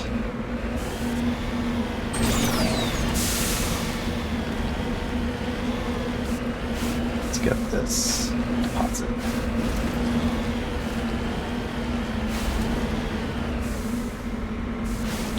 Oh, it's right there.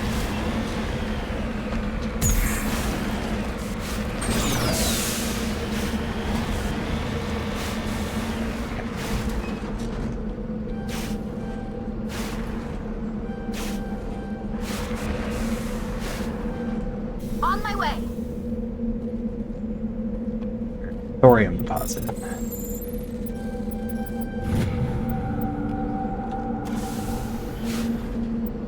Back to the Normandy. What's the Grissom? It's the Armstrong Nebula cluster.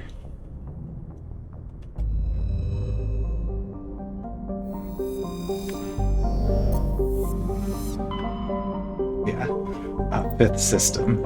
I had similar to the Cerberus mission where it was like you did the things and then there was another base. I was kind of thinking like, okay, we got 4 of these, and once they weren't that difficult, I was like, is it gonna end up being? Oh, we got 2 things here. So one of these. We'll work our way over. Benda. Benda is a dense atmosphere of sulfur dioxide and chlorine. They're technically classified as a terrestrial world, but the surface of the planet is never cooled enough for a crust to form. It is a global sea of molten rock. Like Xerux, its atmosphere is being blasted away by the solar wind. Once its thick atmosphere is gone, Benda's surface will be a mere 400 degrees C. Scans of Benda uncovered an ancient Solarian vessel. A small team was dispatched to search for valuables. The only item of value recovered was a League of One medallion. Okay, got another one. Zaharix's nitrogen-argon atmosphere is being blasted away by the solar wind of the blue giant Grissom. Its surface consists of seas of blue silica dust some kilometers deep, which periodically swirl into global sandstorms. Many unmanned probes into Xerux have been lost over the years. Though investigation has attributed all to mechanical failure or computational error, a popular extranet meme insists the entire planet is composed of dormant nanotechnology created millennia ago by a race even more advanced than the Protheans. According to the story, Xerix silica dust is actually disassembler robots which periodically awaken to defend themselves. Though discounted by every reputable scientist, this theory has been popularized by a series of sensationalistic texts by Asari author Dulce Ortiza. Okay, some beryllium. Notenbahn is a hydrogen-helium gas giant with traces of ammonia. Molecular nitrogen is present in the highest levels of the atmosphere, given the planet its odd violet tint. The upper levels of Notenbahn's atmosphere are inhabited by shoals of tiny ammonia-based life forms, no larger and more complex than the plankton of Earth's oceans. Held aloft by air pressure and wind, these bioluminescent creatures constantly flee from the approach of the Terminator. Should they be exposed to the light and heat of Grissom, they die. Now Sulcrum the Moon.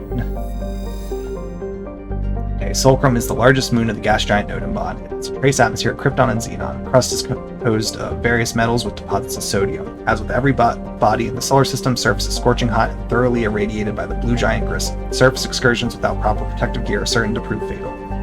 On approach to Notenbahn, Normandy's passive sensor array intercepted a fragmentary coded transmission from the surface of Sulcrum. Attempts to decrypt the message were fruitless. It does not appear to be in any software coding language used by the Citadel races. Okay.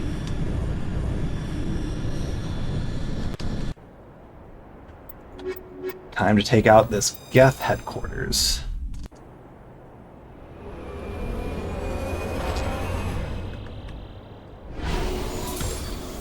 Which I feel like will not be simple. Is my camera getting delayed a little bit?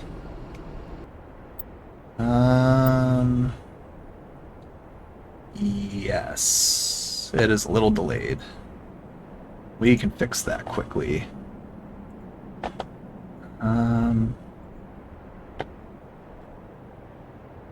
Let's see, is it... Actually, no, it looks like it's fine. Okay.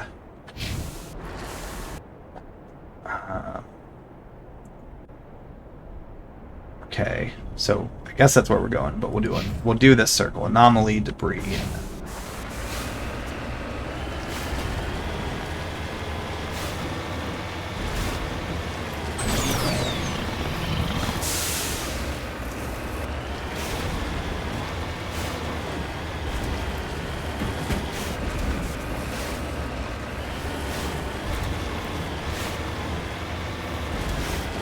anomaly on this thing. Seems like it is. I need to get up top of this. There it is. Sorry, Cap's also more of Matriarch Delonaga's writings. There are several artifacts stored here, all worthless except for one of Matriarch Delonaga's writings. Whether it was uncovered at the dig site or elsewhere is unclear.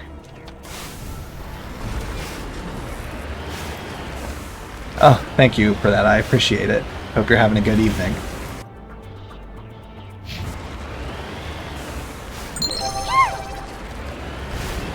Patricia 6887 just followed.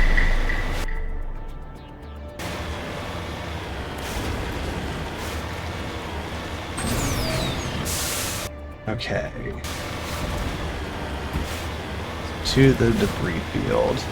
Then to fight a bunch of Geth, which will be just a joy.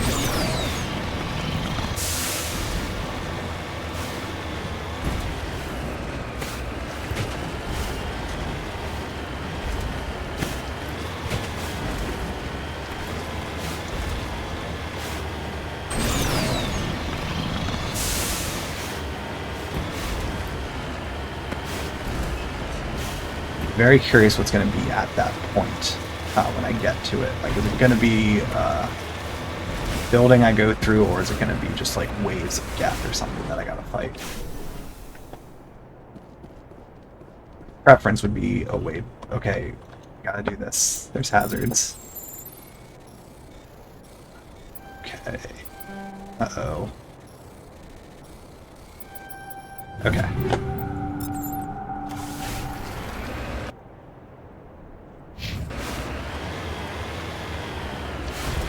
Let's do one more save before we make our way over to it.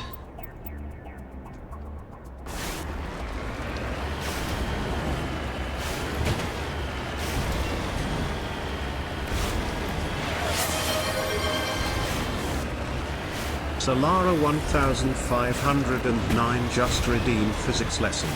How can this car work on all these different planets that presumably have different G-force and atmosphere content? So that is actually explained in one of the codex entries. Why is it? It's being a little laggy on this planet. So in one of the codex entries, explains it has a Mass Effect drive in it that enables it to do all the appropriate functions needed, basically. And the Mass Effect drives are what enable all the space travel and stuff. So presumably it's allowing for all of that to occur on all these different planets, where it can kind of quickly adjust and adapt to the physics of that world. Okay.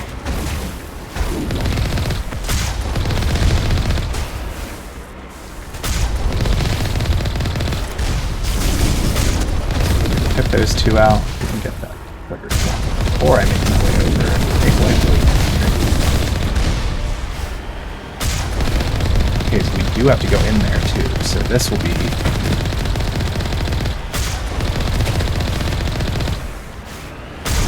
a challenging one.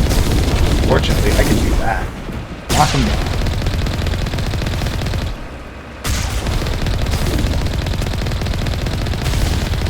One down.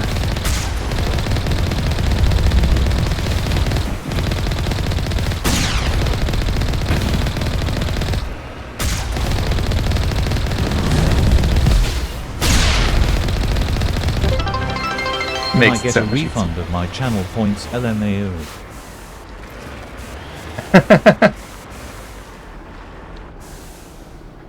Too easy of a physics answer.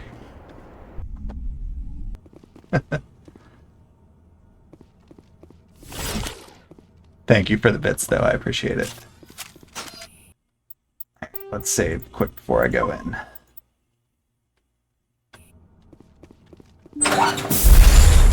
Oh, he was ready.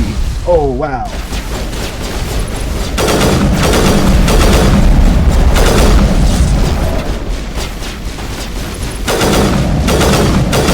Really double wall. Okay, he's got... Oh, man. They are ready to deal with me. Except that guy.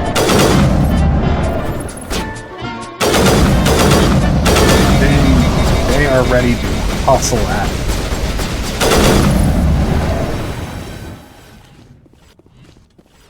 Stupid. Stupid gun stalkers. Crawling around and...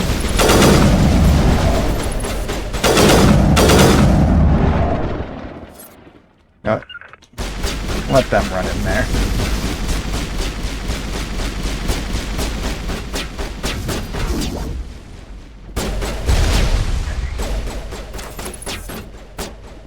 Oh, he's still.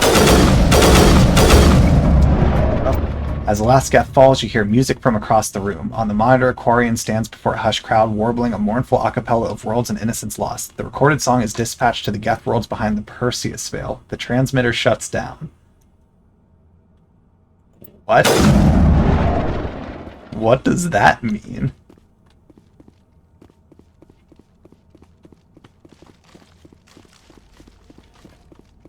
What? That just leaves me with even more questions, like...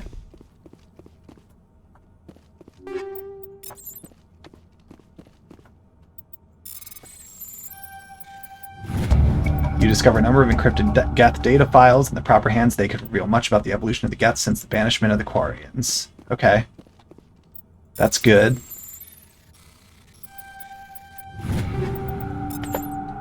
We still have the room on the top floor to check out.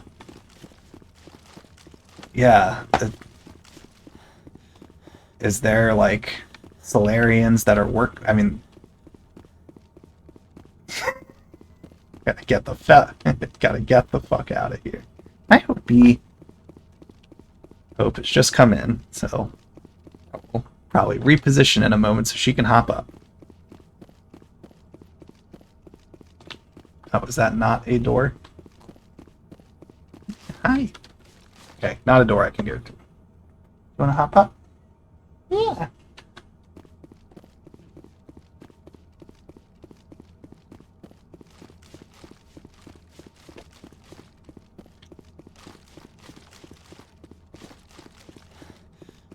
Yeah, hi.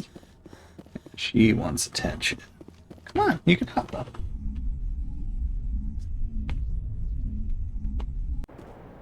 Alright, where is my vehicle? Alright. Hey. Yeah, she wants to play.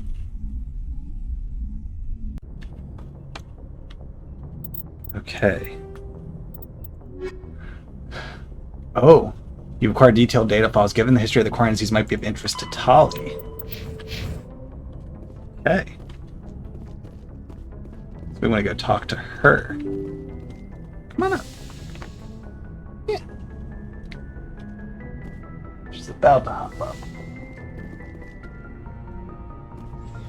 Yeah, she was biting at my cap a little bit. Come on. Now she's hopping up. Yeah. There we go. Tail in frame.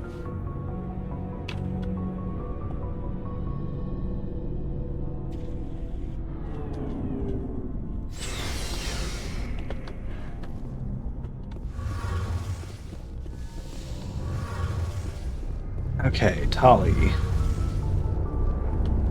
Shepard, I need to talk to you. It's important. Is something wrong? You know the data you took from those Geth control nodes? The information you uploaded to Alliance Control? I want a copy of it. Oh, You want to bring this data back to me? that's her pilgrimage item. Those files have information that could be vital to our efforts to understand the Geth. We found something useful for her. Helping us reclaim our homeworld.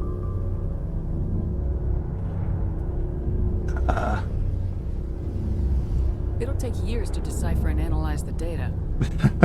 Maybe even decades, but it's worth the time.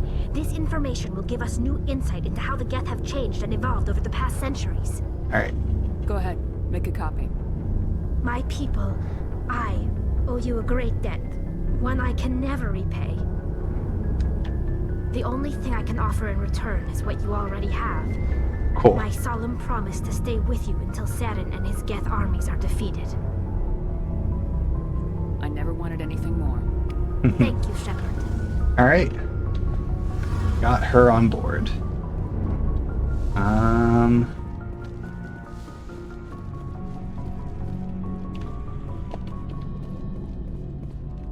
Alright. What do we got next?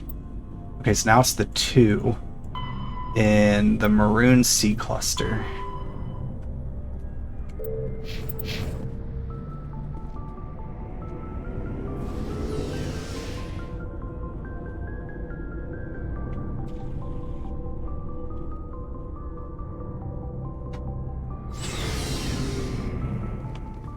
So we will head back up.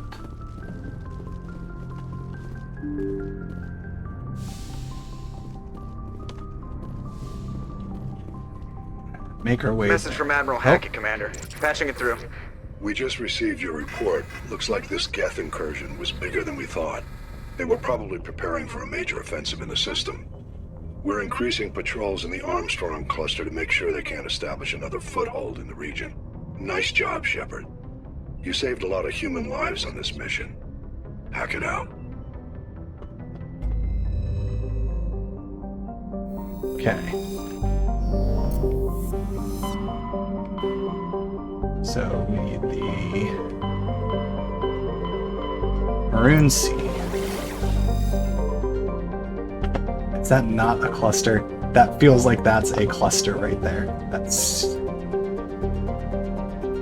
Same with that one. They feel like they are clusters.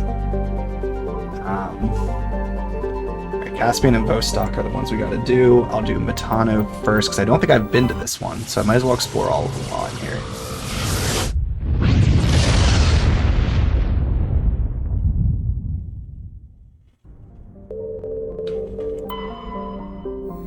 Supe. Supe has the composition of an ice dwarf, but it's unusually large for such a body. It has a trace atmosphere of krypton and xenon. The frozen surface is dotted with deposits composed of potassium and light metals, brought to the surface by cryovolcanic processes. Supe's ice surface was often used as a source of potable water by passing merchant vessels. Since the Alliance claimed the inner system world of Chaska, satellites placed in orbit automatically bill any vessel landing on the world for the massive water removed from the surface. Exogeny has had a difficult time keeping these satellites operational. They often meet with accidents caused by impact with jettison ship debris. Large deposit of magnesium.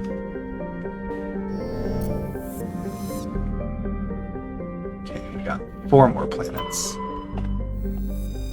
Lapa is a hydrogen helium gas giant with an unusual ruby color caused by contaminants in the atmosphere. The world has over 120 moons, one of the highest totals of all known systems. Once full development of Chaska colony begins, a helium-3 refining infrastructure will be developed in the Lapa system, concentrated on the large ice moon of Kona Rhea. Inti is a terrestrial planet with an atmosphere composed of ammonia and helium. Its surface is mainly composed of sodium oxide with deposits of magnesium. Its density is rather low, leaving the planet tidelocked to Metano. Inti is an unremarkable world, drawing little more than a cursory scan for surface pirate anchorages when Alliance patrols enter the system. Okay, Chaska will go to last. A craggy world of igneous and basaltic mountains. Apo is racked by constant geologic activity. While volcanic hotspots are rare, continental plates are constantly piling up new mountains, subducting old ones or causing slips along transform faults. Apo has a dense atmosphere composed of nitrogen and carbon monoxide. Due to the constant earthquakes or landslide activity, surface exploration is not advised. Rubble-covered wrecks of a half-dozen expeditionary ships stand in mute testament to the planet's instability. I think I might have actually been to this before. Large but low-density world fundamentally similar to its inner neighbor Inti. Like Inti, Chaska is tidally locked to Metano. The same side always faces the sun, resulting in scorching day side and a frozen night side. In the temperate areas around the Terminator, temperatures average around 30 Celsius, combined with nitrogen and oxygen. The atmosphere, this slender band of habitable terrain allows limited colonization by humans. Chaska's ring is unique. It appears to be, for lack of a better term, a massive piece of alien installation art. The rings are made of small pieces of synthetic material and are almost invisible from space. From the ground, they catch and scatter the light of Metano in picturesque ways. It is not known who created the ring or when. Chaska is very early development with little more than a few pioneer teams scattered across the surface. Information is being collated about native hazards and ecology, while a massive colonist recruiting drive is gearing up back on Earth. So I'll land here. I feel like I might have explored this cluster already. Just the fact that I couldn't survey anything. Or maybe I did survey one and I just forgot already because I was reading so much. We'll find out.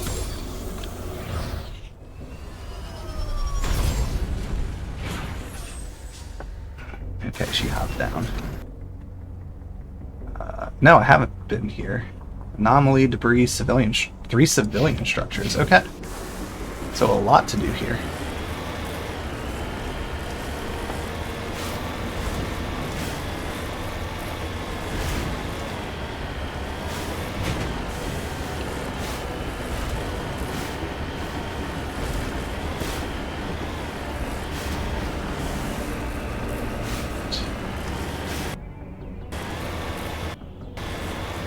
A little odd to navigate.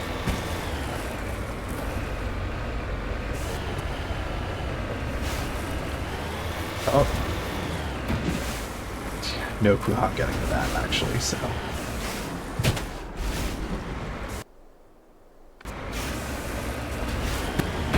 I'm gonna try it now.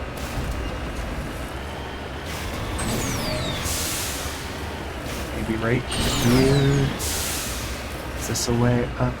Can I pull this off?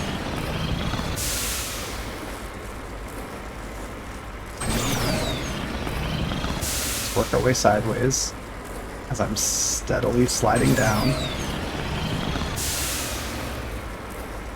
We're almost over there. Slow and steady. Got it. Okay. Up on top of this. That's got enough of an angle. That's okay. Oh, where is it?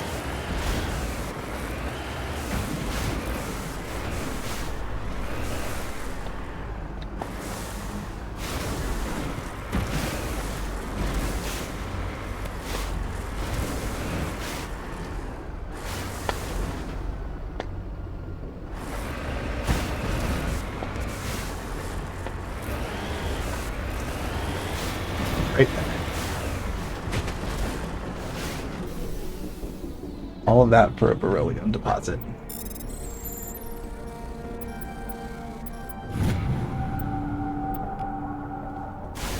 Where did that put me? I still want to keep working towards that. Hope hop down, just want to check if she wasn't near me before I moved the chair. Okay.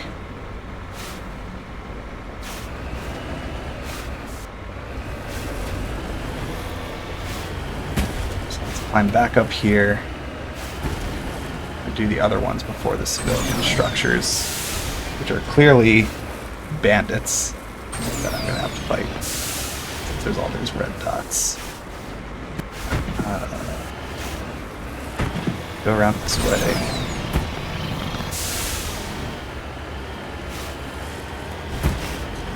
Is that? Can I get up? Nope. Oh, we see it on the map now, so we're getting closer.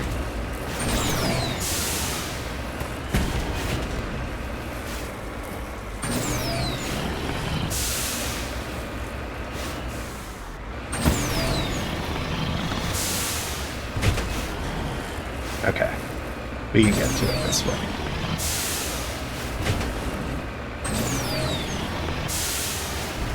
Yeah, there we go.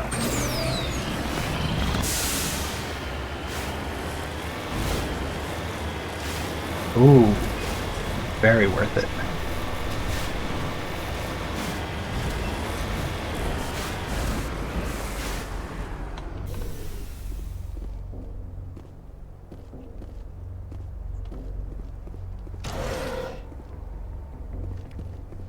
Some Metagel.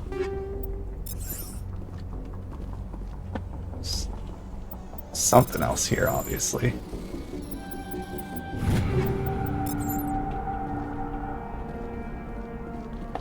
Okay, where's the crate? That's what I gotta interact with. Okay. Uh-oh. Several small protein artifacts in the crate, including an intact protein disc. Appears to be in excellent condition. Cool. I think we only need one more of those now. Okay, so now to navigate to this debris.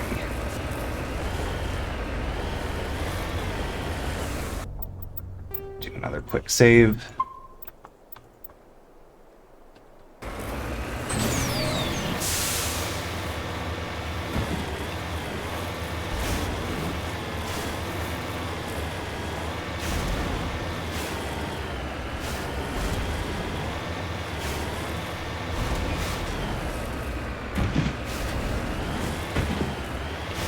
There's one of the civilian structures.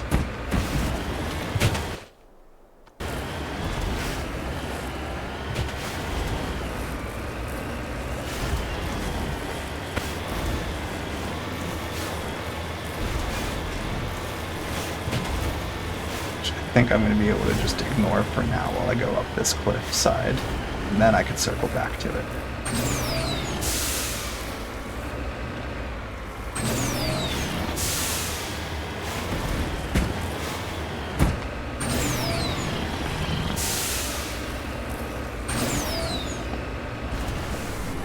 There it is.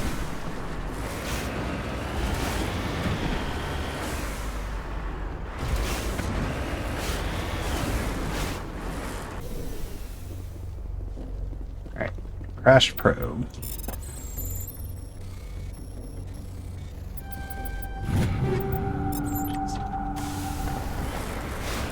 Okay, so we'll go to the first civilian structure.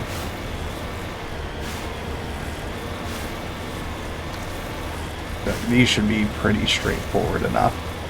Looks deserted. Except for the people clearly on the map. Never mind, not people.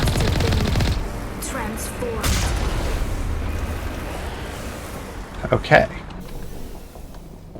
Well. More Geth. A lot of Geth.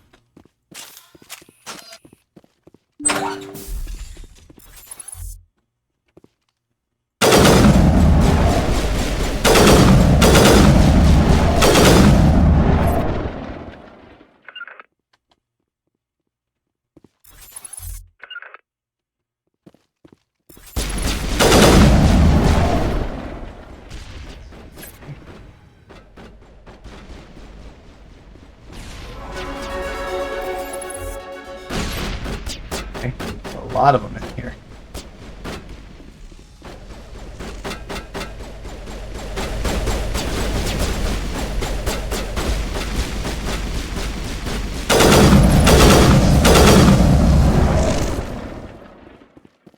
Okay, some crates. Oh. Okay. Sludge canister.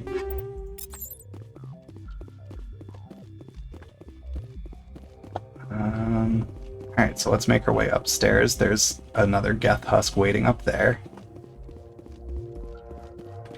So we'll deal with that.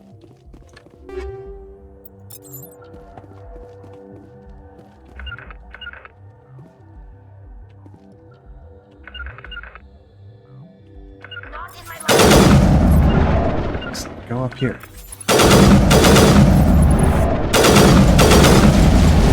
There you go.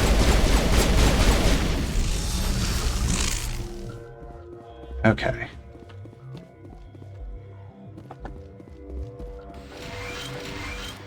Some Metagel.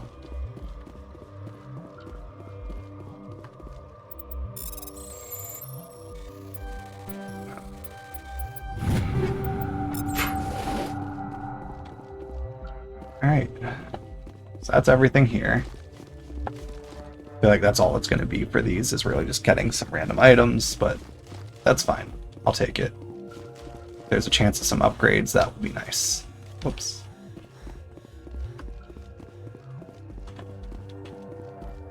Oh, I missed that.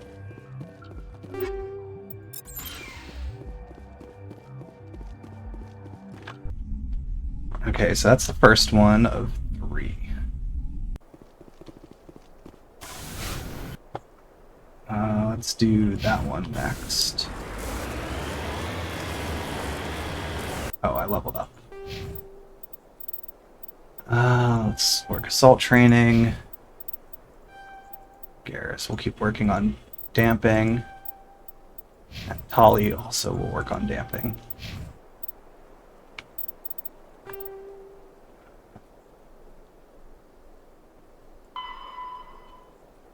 Okay, so while I'm here, I might as well just keep exploring stuff.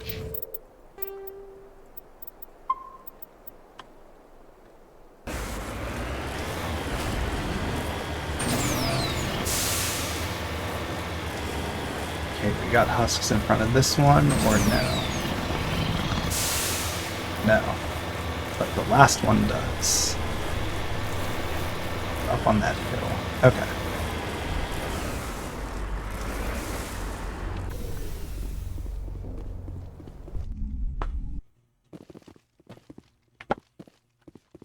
Alright, let's run it back again.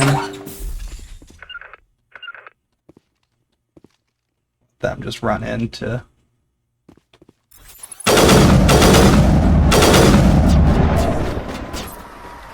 Start aggroing it all.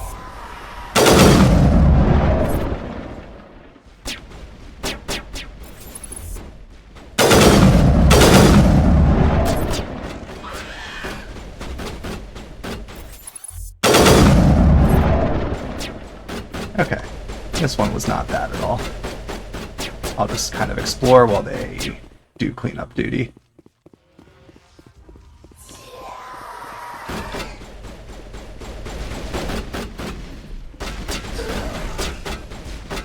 There.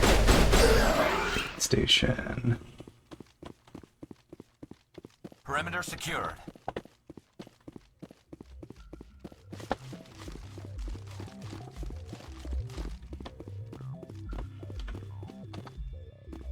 Anything over here? I feel like one of those has to. Yep.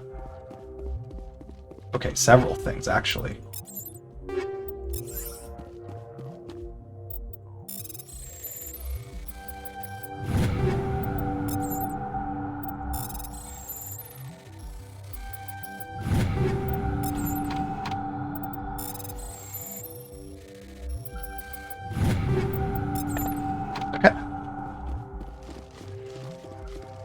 One last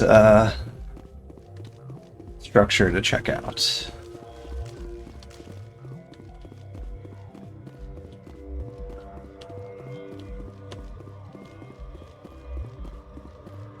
That one was simple enough.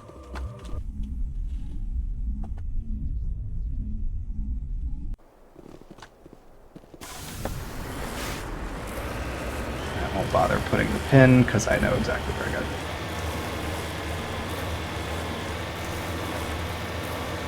There, easy. Fill up. And I've got to move it over here, it looks like.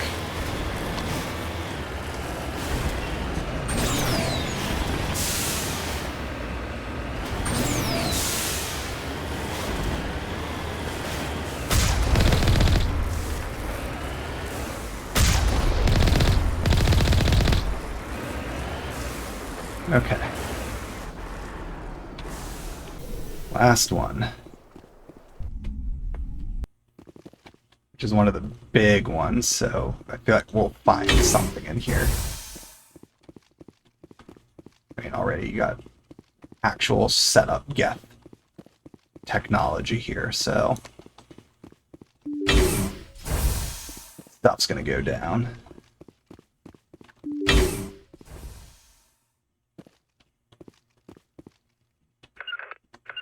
Do the same thing as before.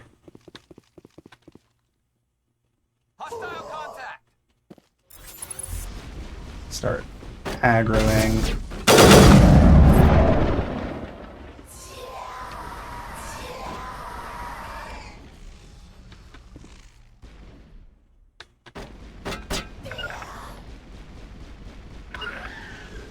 Seems like she's managing fine though right now.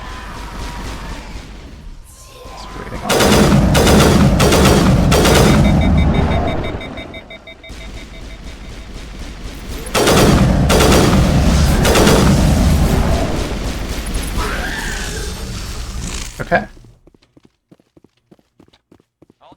Again, easy enough. But also feels like there's going to be more stuff. Like, this feels set up like it's going to be another ambush one like that other one was.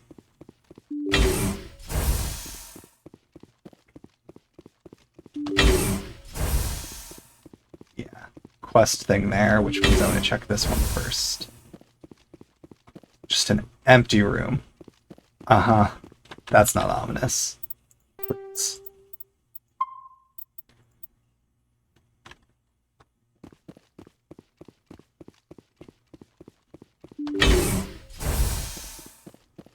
Alright, some terminal that we're gonna have to interact with.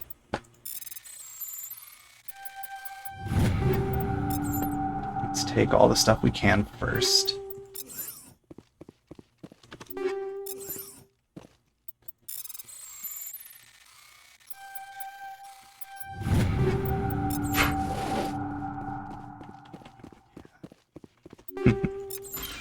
Okay, terminal. The Colonial Pioneer team rarely consists of more than a few dozen specialists. It's clear that none of them have survived. The Cerberus group has a lot to answer for here. Okay. So the Cerberus group popping up again doing this stuff. That's the end of that quest.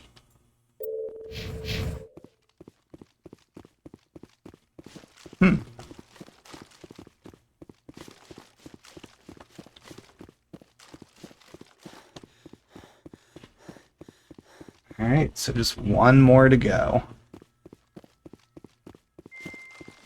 And Garrus, so nice of you to join us. You'll figure it out eventually.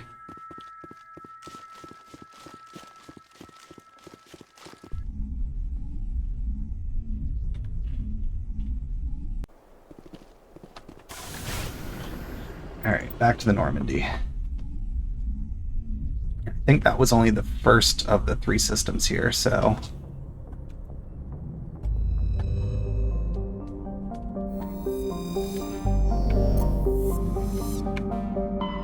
yeah, Tano. Vostok is the one that has the next quest we gotta do, so I'll check Caspian first. Okay, I think we've been to this one. No, we haven't. Okay. Just so I saw a ship and assumed it was what we already did. Farnuri has a trace atmosphere of carbon dioxide and helium. Surface is mainly composed of silica laced with iron oxides, indicating the world had an oxygenated atmosphere at some time in the past. Given the relative youth of the blue star Caspian and the significant gravity well of Farnuri, this must have occurred with astonishing swiftness, perhaps a result of some cataclysmic event. Further research is required. Okay, large deposit of gold. Clotanka. Clotanka is a large but low-density terrestrial world with an atmosphere of nitrogen and carbon monoxide. Its crust is composed of sulfur and unremarkable silicates. Occasional deposits of heavy metals, usually the result of meteor strikes, dot the surface. High-speed winds powered by the hot blue star Caspian present a constant hazard. Atmospheric entry is hazardous and EVAs are discouraged.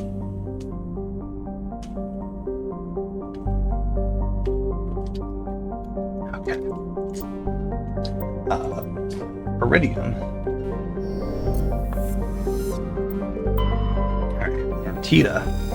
Antida is a standard hydrogen and helium gas giant. Its atmosphere is darkened by traces of sodium. It is one of relatively few planets known with an orbital period of more than a millennium. Crap fur all over my face from hope. I'm trying to get it all off. Scans of Antida revealed a group of defunct turrets orbiting the planet. The recon team carefully retrieved one of the turrets and brought it on board. Tally dismantled the weapon and found it was marked with the Carthan outpost insignia. Almarcrux has an atmosphere of methane and ethane. Despite its great distance from Caspian, the energetic young star heats the surface almost temperate levels. Thick ground fogs are common at the Terminator, where water ice frozen during the long dark side night meets the warm air masses from the day side. The crust is mainly composed of copper with deposits of sodium. Almarcrux's abundant water and relatively mild temperature and gravity have placed on the short list of terraforming candidate worlds. However, there is significant opposition from eco-ethics groups who assert that Almarcrux's primitive methanotrophic bacteria may be a precursor to a full-fledged native ecology. Okay, so that's all the planets. We have the MSV Cornucopia. Cornucopia is a Kowloon-class modular conveyor of human design. While obviously adrift, the Cornucopia is not broadcasting any distress signal. So let's board it. Let's see what happened. Just gonna be ready to go.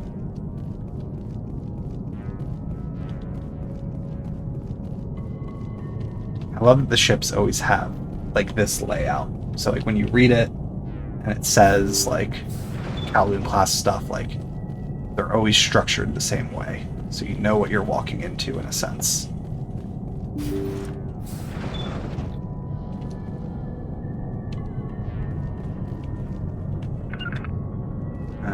This feels like I'm gonna get jump scared. Yes. Husks. The ship's probably crawling with them. You don't say. Guess we don't have to worry about looking for survivors.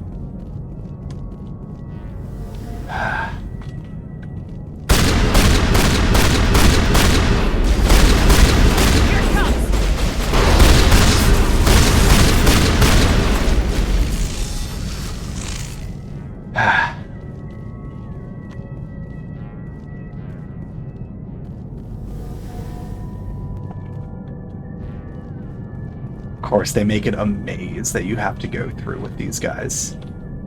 Love that. Awesome. Thank you so much.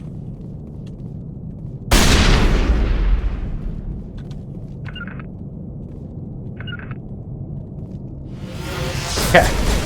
Okay, I'll just have them run to a spot, see what comes out, and then I will patiently wait for them to come into view.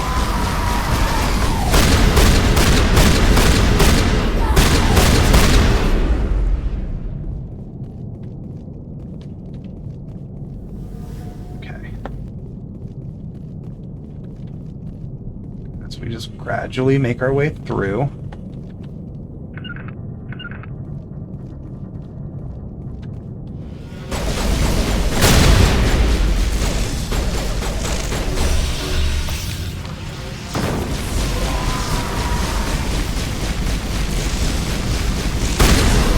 These take care of them very well with just those pistols.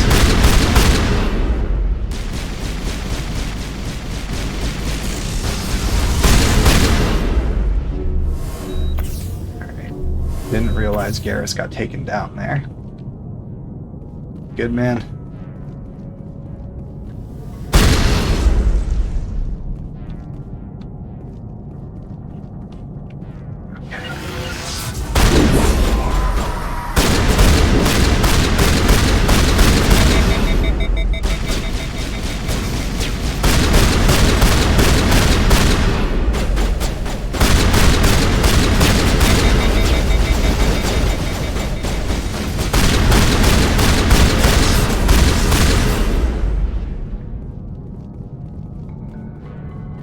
Almost through this. At least it actually is pretty linear, the way that's structured. It's not exactly fun as it is. It is linear.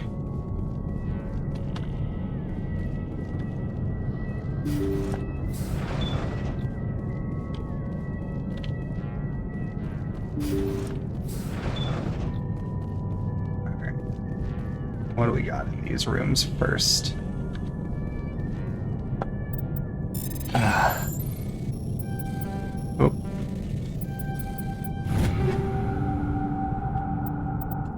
Oh. Didn't mean to do that one.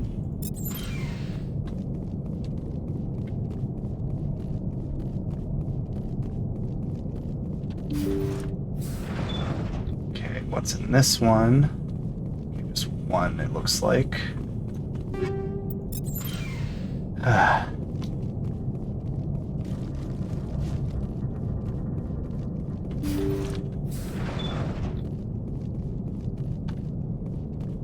According to the log files, the ship was out near the Perseus Veil. Looks like they found some kind of alien artifact.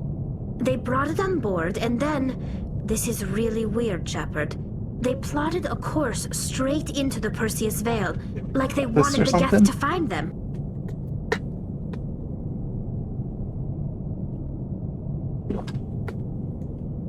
What else did the log say? The entries don't make a lot of sense after that. It's like the captain's mind was falling apart. I don't see anything about how they got back into human territory. The Geth turned them into husks. According to... They brought it on board and... That artifact. The entries The Geth turned them into husks and left the ship where someone would find it, trying to show us what happens to anyone who goes into just there as a warning. Okay.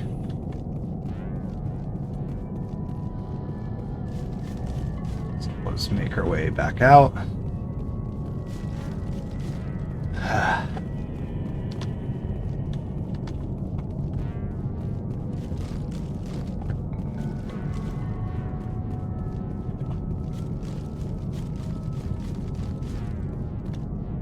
Alright, back to the Normandy.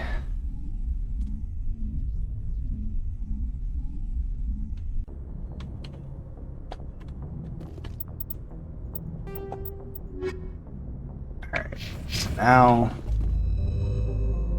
to Volstock.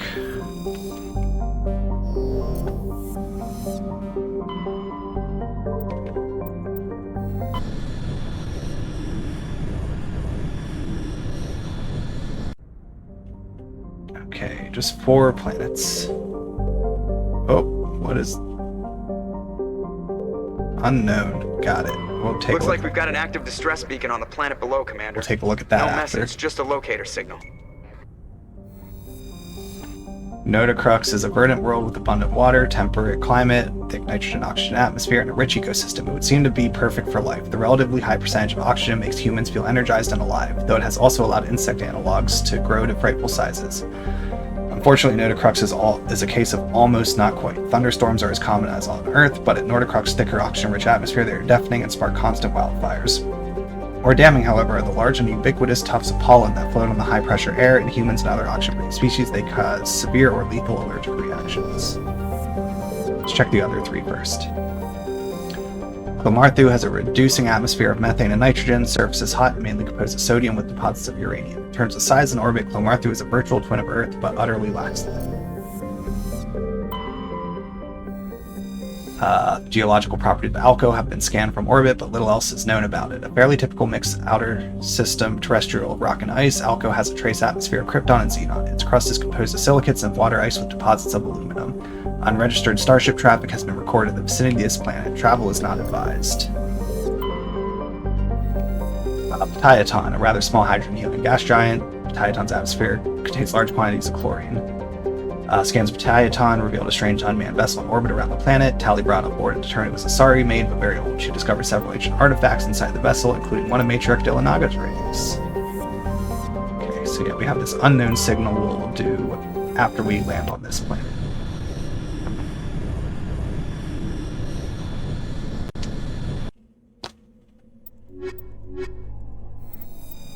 Alright.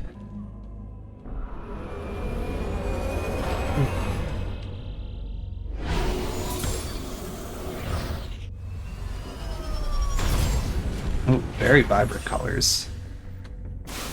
Big pollen, like it said. Okay, lots of stuff here. Okay, so we'll do that anomaly, but first...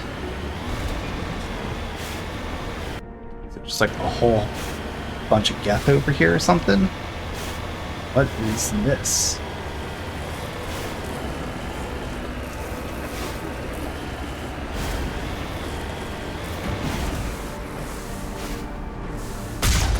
Thorians.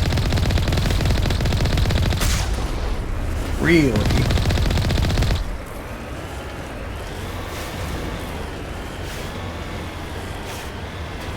Okay. So the Thorian was that mind control plant.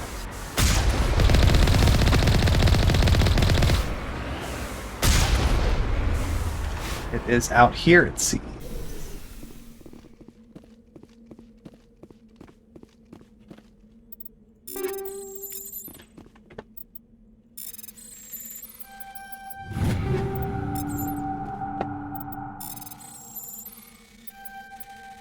Oh.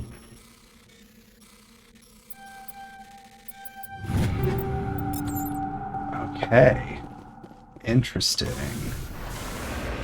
We have a deposit right up here on the edge, so let's make our way to that.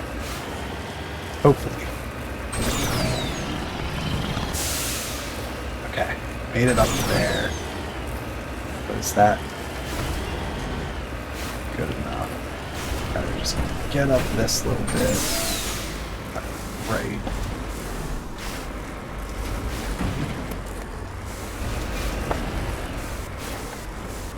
Very close.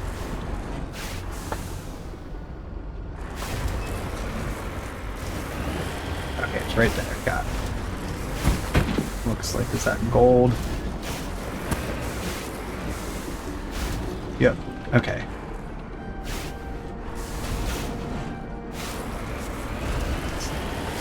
There we go.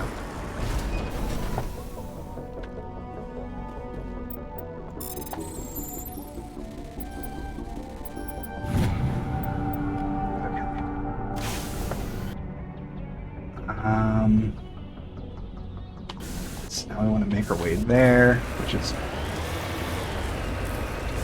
We're going to go back to the Normandy and re-land. There's no way I'm getting out of that and navigating back. We'll just reset.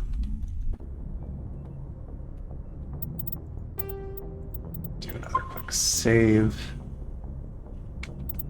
Oh, what's new at the journal? Okay, it's just to explore this planet anyways. Alright, land back on.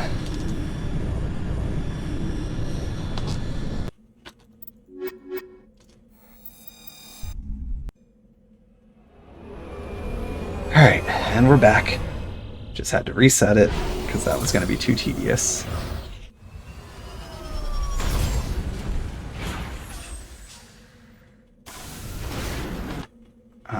Okay. So this way first.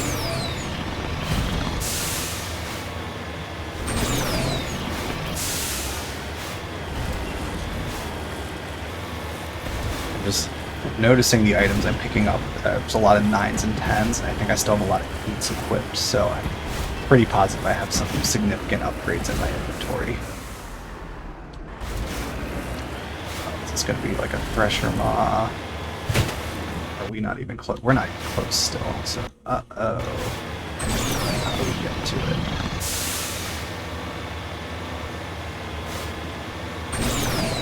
I'm gonna hope there's a way around this little spot here.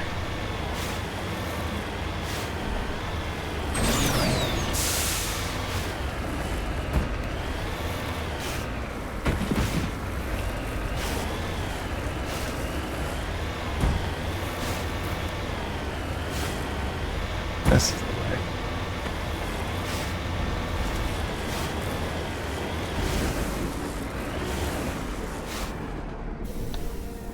Ancient debris. Oh. Okay. Escape pod has separated material that was washed down from the mountains, though it has obviously been here for centuries. Appears still has power. Linking in with your hard suit, recover a batch of files containing data on the Thracia colony. Okay. So now, how do we get to that? Okay. This looks like this will be easy to climb up.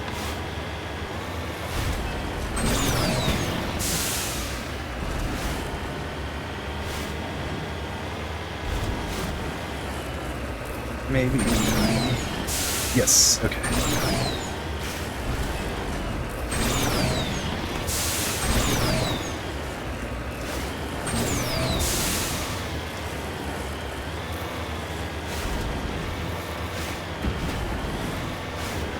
Alright.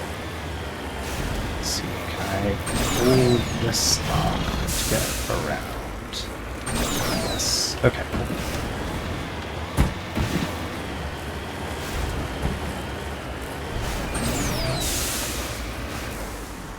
There's the debris. Oh, animals. Whoa, those are... I feel like this is the first planet, aside from the one that had the monkeys, that we're seeing actual animals on. That's cool to finally get to see.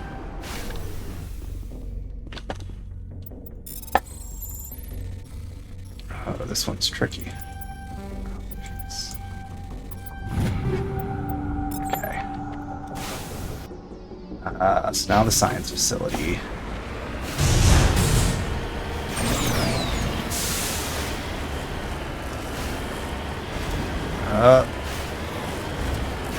Yeah, given the fact we sell Thorian creepers, I feel like it's going to be Thorian influence here. Just feels like the logical assumption. Or maybe it's Geth and they're hunting the Thorian. Nope, Thorians.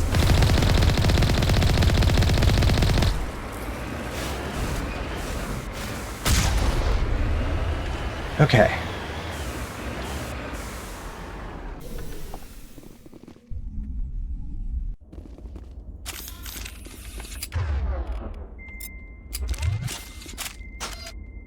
Set up like all the others. Yep. Oh, yeah. It's clearly like a bio facility, so.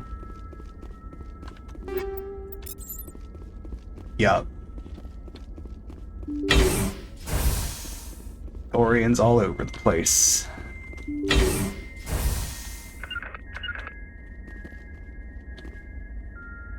Let's let the aggroing begin.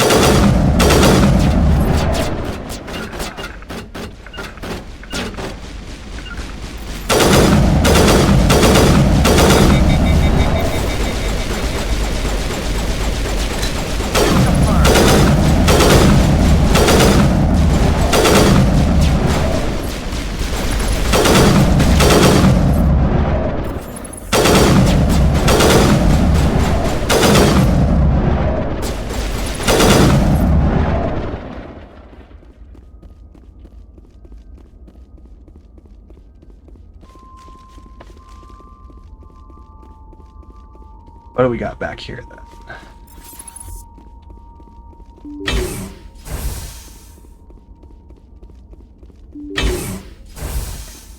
Quest objective that way. Let's decide.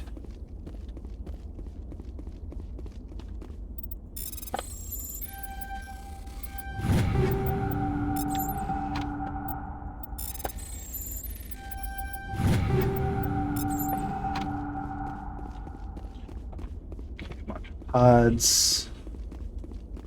Right over there. Feel like that's gonna get up once I go to the other room. Just currently have 250 items. You're nearing the 300 item limit. Okay. Well, in that case, let's do a quick upgrade. Okay. We've all got... Okay, if it doesn't have 330, we can Omnigel.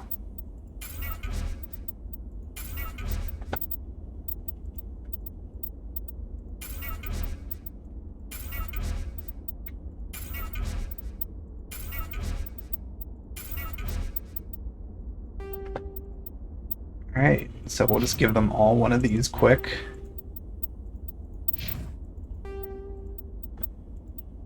Now we'll Omnigel these. Okay, 300. Okay, if it's not 300. Though the rest of that's pretty solid, but no.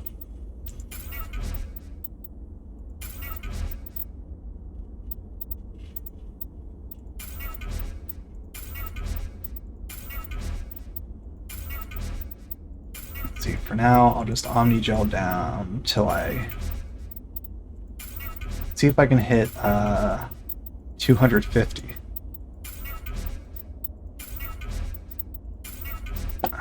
So she's got the Armageddon. Let's give him an Armageddon. Let's give Tally an Armageddon.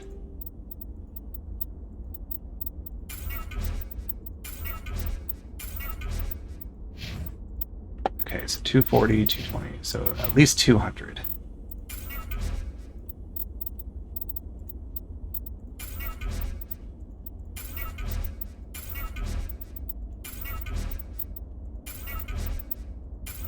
Okay, that's 200, 246s. Right. So I'll take a 246. He can get a 246. Tally can get a 240. So there's upgrades for all of them. I'm prioritizing damage output over any, like, just damage per second over the rest of the stats. Alright, Sniper. 190, 219, 230. So at least 190.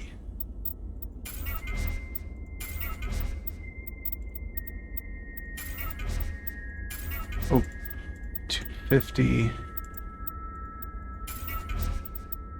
Let's go with anything over 200.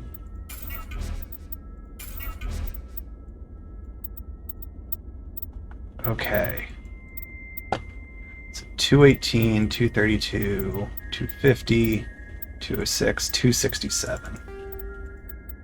267 is the winner.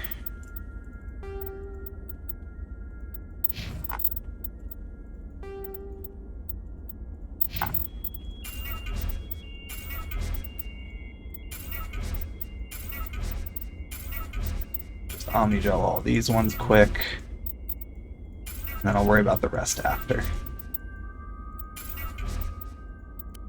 I don't think... Oh wait. Actually, neither of those are good, so... Compared to what he's got on him.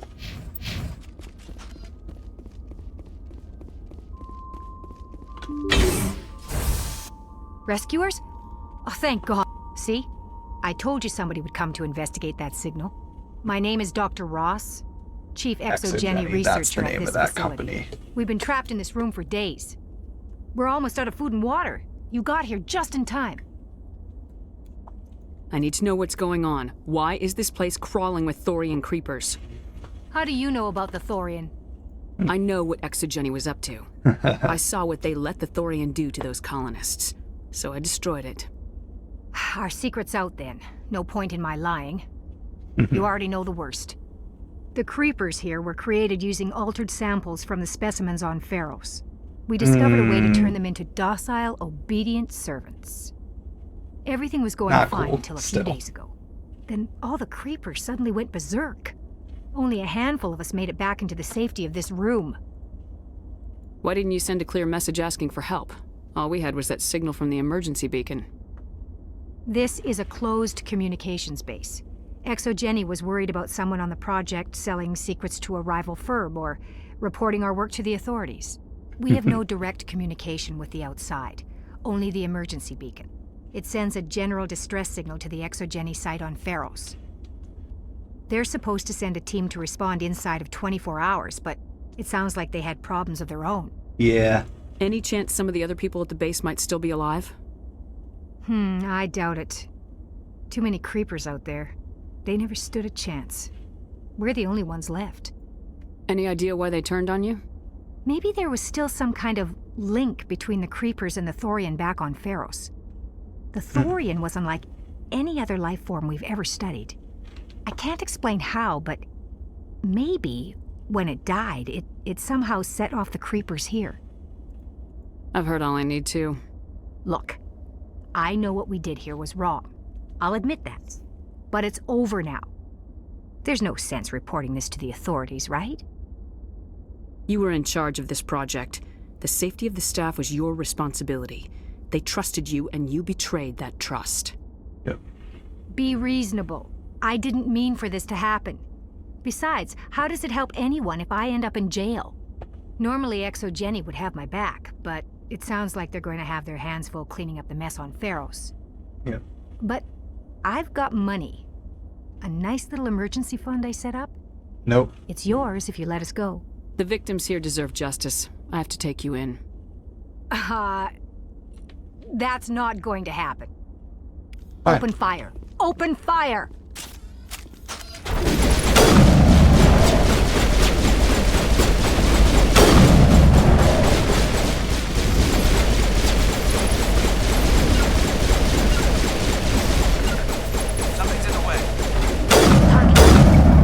ExoGeni's second-rate mercs proved no match for a trained Alliance Marine. With the last science crew dead, there's no reason to linger here. Except for taking the rest of their shit.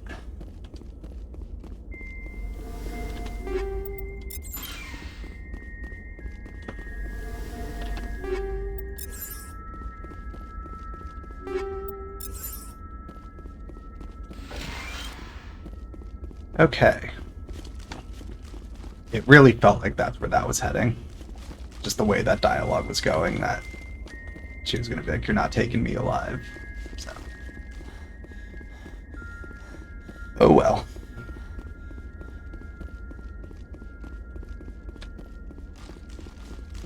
It's not like I need the money at this point in the game. Okay.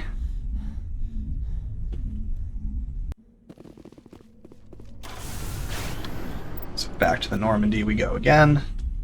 Now we'll explore that other ship.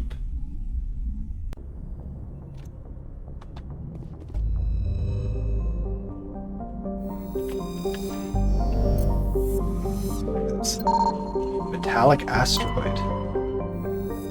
Ooh, metal-rich asteroid. Large deposit palladium. That's cool. I don't think I need to make a point of doing that. It's clusters now. Okay. Oh, didn't need to go out that far. Valuable mineral. Okay, that's the last of those. So 4 light metals and 3 rare earths to go. Only 7 left. And 2 medallions for Legal 1 and 1 protein artifact. But yeah, so we got all that done. So now we can head back to the Citadel. Since we don't have any other side missions right now. And I don't feel like just taking a lap through everything.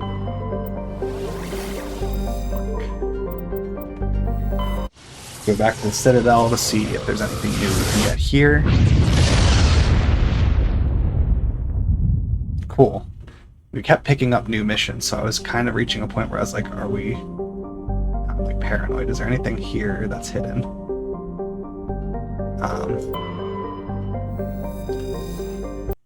Like I say, Like, we kept picking up other side missions. I was like, if that keeps happening, might not actually get back here tonight. But we managed it.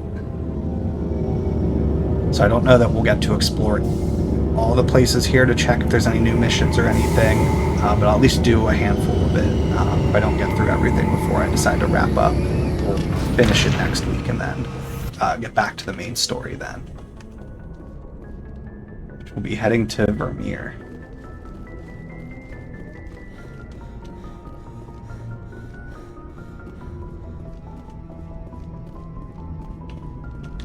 Okay.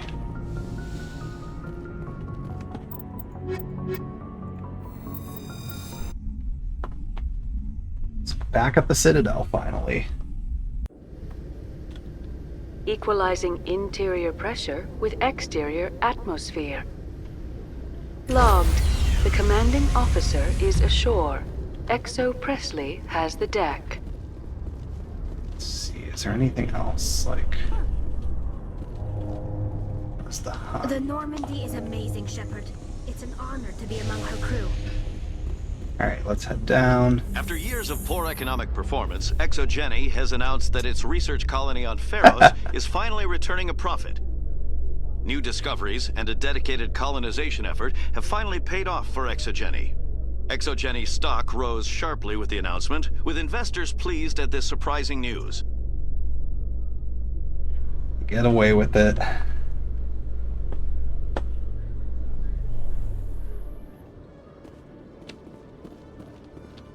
Okay. It's not the requisition office. We want CSEC office. Let's see if there's anyone up there that has quests for us.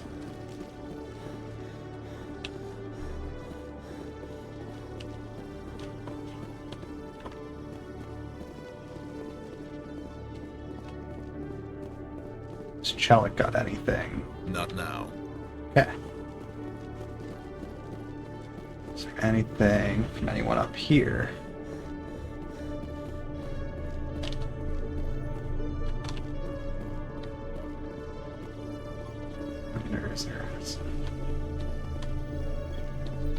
I don't think I found any other, like, lookout point things. That feels like something I could eventually go down to. Going down through there feels like it leads there.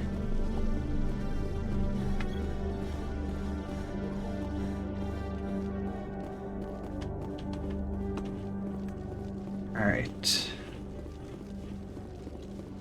So I'll do the same, like, I'm not going to check all the hallways and stuff. That just feels like it's going to be a little too tedious. I'll do the same process I had done previously of... We'll glance in here. Is there somebody? Nope. Just kind of going to all the main locations that have fast travel spots. We'll start with Presidium. I'll go to the embassies first. Just work our way around all of those. Then we'll do the lower ward stuff. And if there's nothing there, then we leave. Alright. Sabina. Is there something else I can help you? I should be going Have a now. pleasant day. Is there something else I can help you with, Commander? I should be going now. Have a pleasant day. Try it again. Is there something else I can help you with, Commander? Nope. Okay. I should be going now. Have a pleasant day. Stop just constantly saying the same thing to them.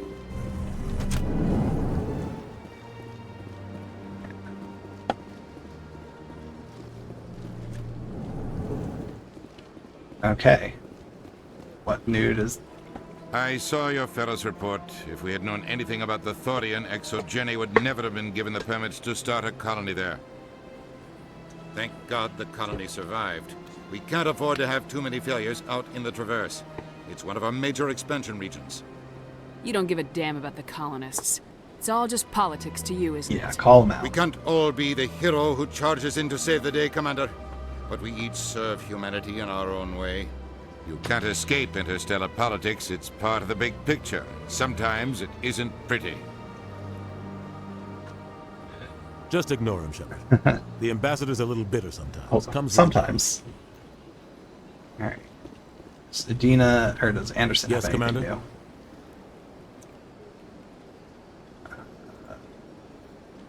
How are you holding up?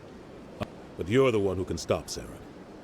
I believe in you. I should go. Nothing else I'll be there. here if you need me.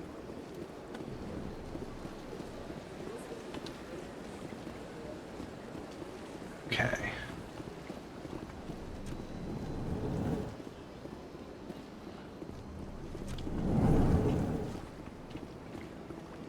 I assume nothing else with these guys.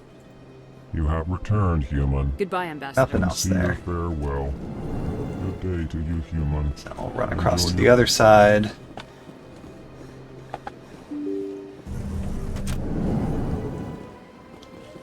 You know, at some point we'll run into Connor.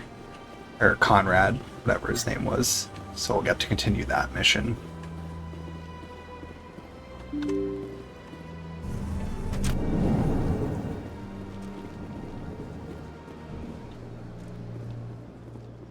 I can't believe I landed a job here. Oh, This there's a place new is codex fantastic. entry.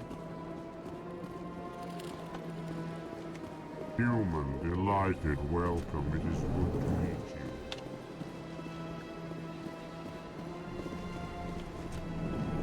Has he got anything? Shepard, what can I do for you now? I'll be going. Goodbye, Commander.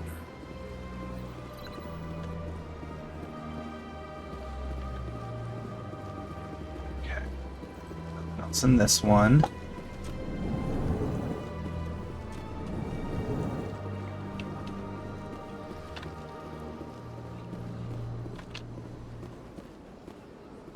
Thank you for all your help, Shepard. Okay, nothing from Nasana. Hello, Commander. Can I get you something? Information, mostly. Would you like to know about... So Okay, long, Commander. nothing else there. Have a pleasant day. Okay. Just gonna do a quick save.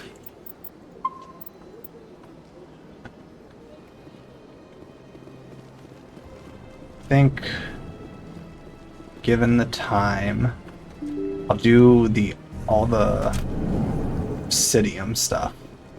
Then we'll probably do all the lower ward stuff next week.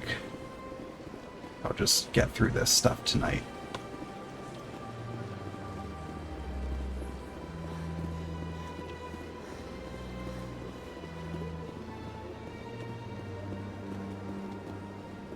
Or get through as much as possible of it.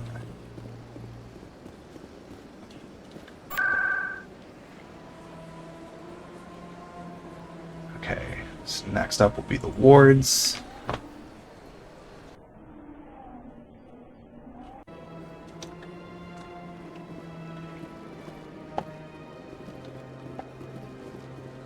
Let all races herald the glory of the Enkindlers who raised them all to enlightenment. Where there was only darkness, the Enkindlers He's doing gave his light. thing. Where there was only ignorance, the Enkindlers gave wisdom. Where there was only silence, the Enkindlers gave the gift of speech.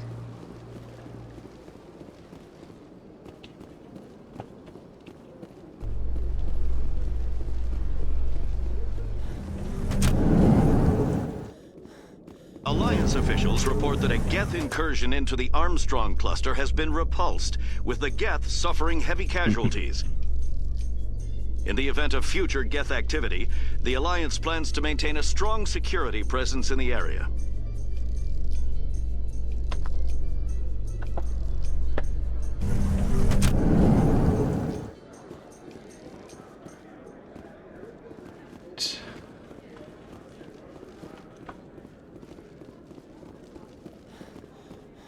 See anything here?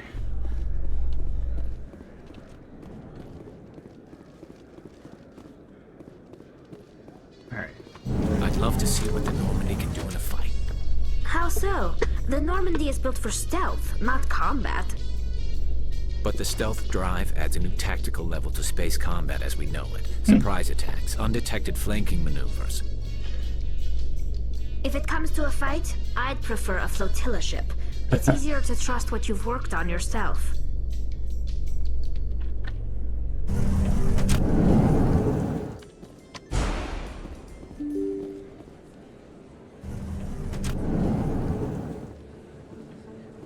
there. Is this the market area? Yeah. Alright, well, since I'm here, I'll just pop into the med area.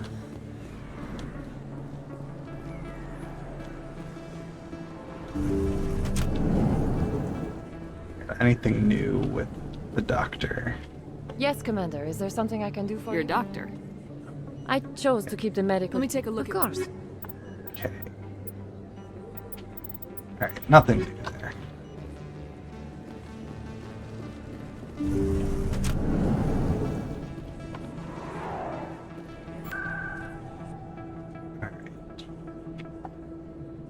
Alright, Citadel Tower, and then Financial District, and then Consortium Chambers.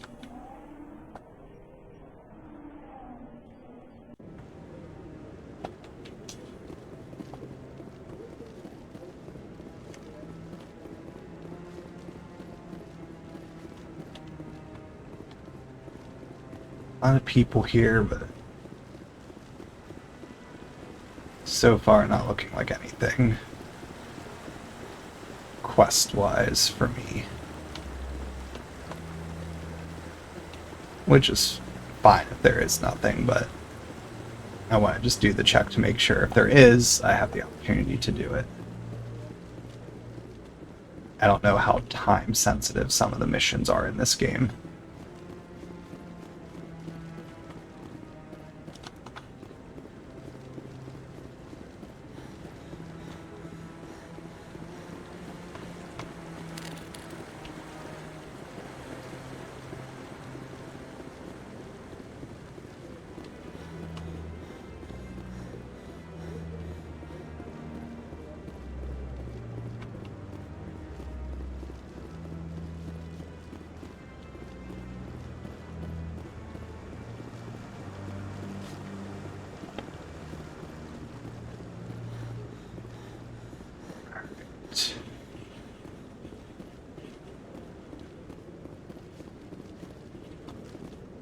Anything else up here? Doesn't look like it. Okay.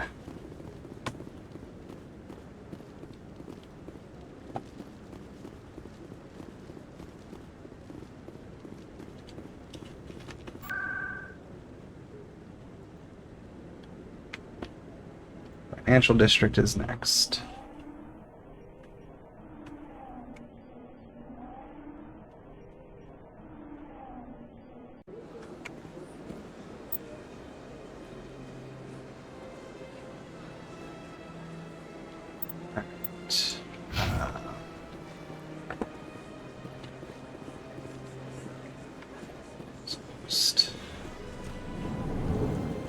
See anything from Barlavan? Greetings, Earth Clan.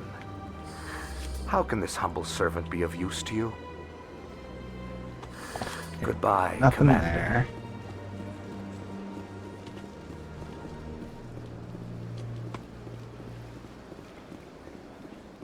Anything new we could buy here? Commander, it is good to see you again. Would you care to see some of its fantastic items today? Show me your items. Oh, this one is pleased to do so, human. You will not be disappointed. Start with upgrades.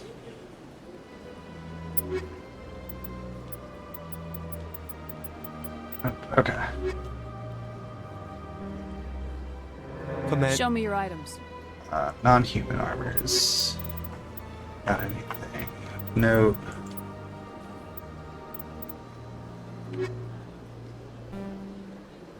Command. Show me your items. Standard items. Okay, nothing else there as far as like upgrade things.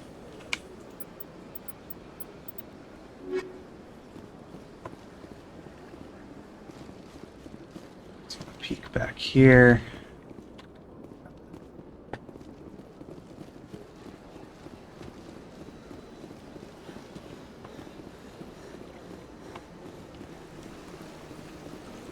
Okay. So then last is Consortium Chambers.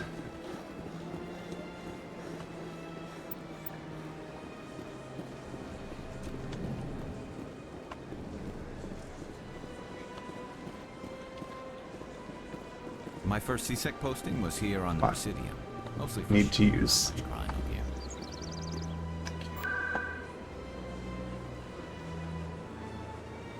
here. Alright, consort, not consortium.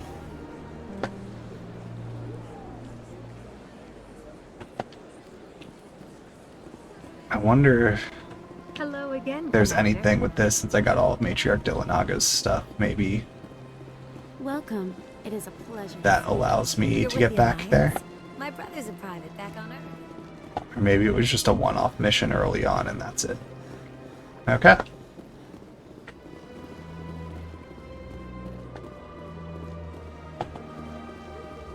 That's fine.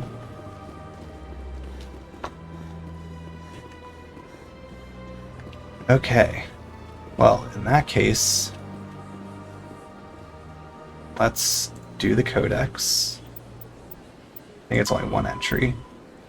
Yeah, Citadel Conventions. These diplomatic talks occurred in the wake of the Krogan rebellions. As a response to the destruction of the conflict and an attempt to distance the Council from the brutal Krogan warfare. Conventions regulate the use of weapons of mass destruction. A WMD causes environmental alteration to a world. A bomb that produces a large crater is not considered a WMD. A bomb that causes a nuclear winter is. Use of WMD is forbidden on garden worlds like Earth, with ecospheres that can readily support a population. If the habitable world is destroyed, it will not be replaced for millions of years. Conventions do not forbid the use of WMD on hostile worlds or in sealed space station environments. Many militaries continue to develop and maintain stockpiles. The conventions graded weapons of mass destruction into tiers of concern. Tier 1 is the greatest threat to galactic peace. Tier 1, large kinetic impactors, such as asteroid drops or deorbiting space stations. Yeah. Effectively free and available in any system in the form of debris left over from planetary accretion, kinetic impactors are the weapon of choice for terrorists and third galaxy nations. Tier 2, uncontrolled self-replicating weapons such as nanotechnology, viral or bacterial organisms, von Neumann devices, and destructive computer viruses. These weapons can lie dormant for millennia, waiting for a careless visitor to carry them onto another world. Tier 3, large energy burst weapons such as nuclear antimatter warheads. Tier 4, alien species deliberately introduced to crowd out native forms necessary for the health of an ecosystem. Ecological tampering can take years to bear fruit, making it difficult to prove. Okay. Just check. Okay, armor is the one we haven't looked at.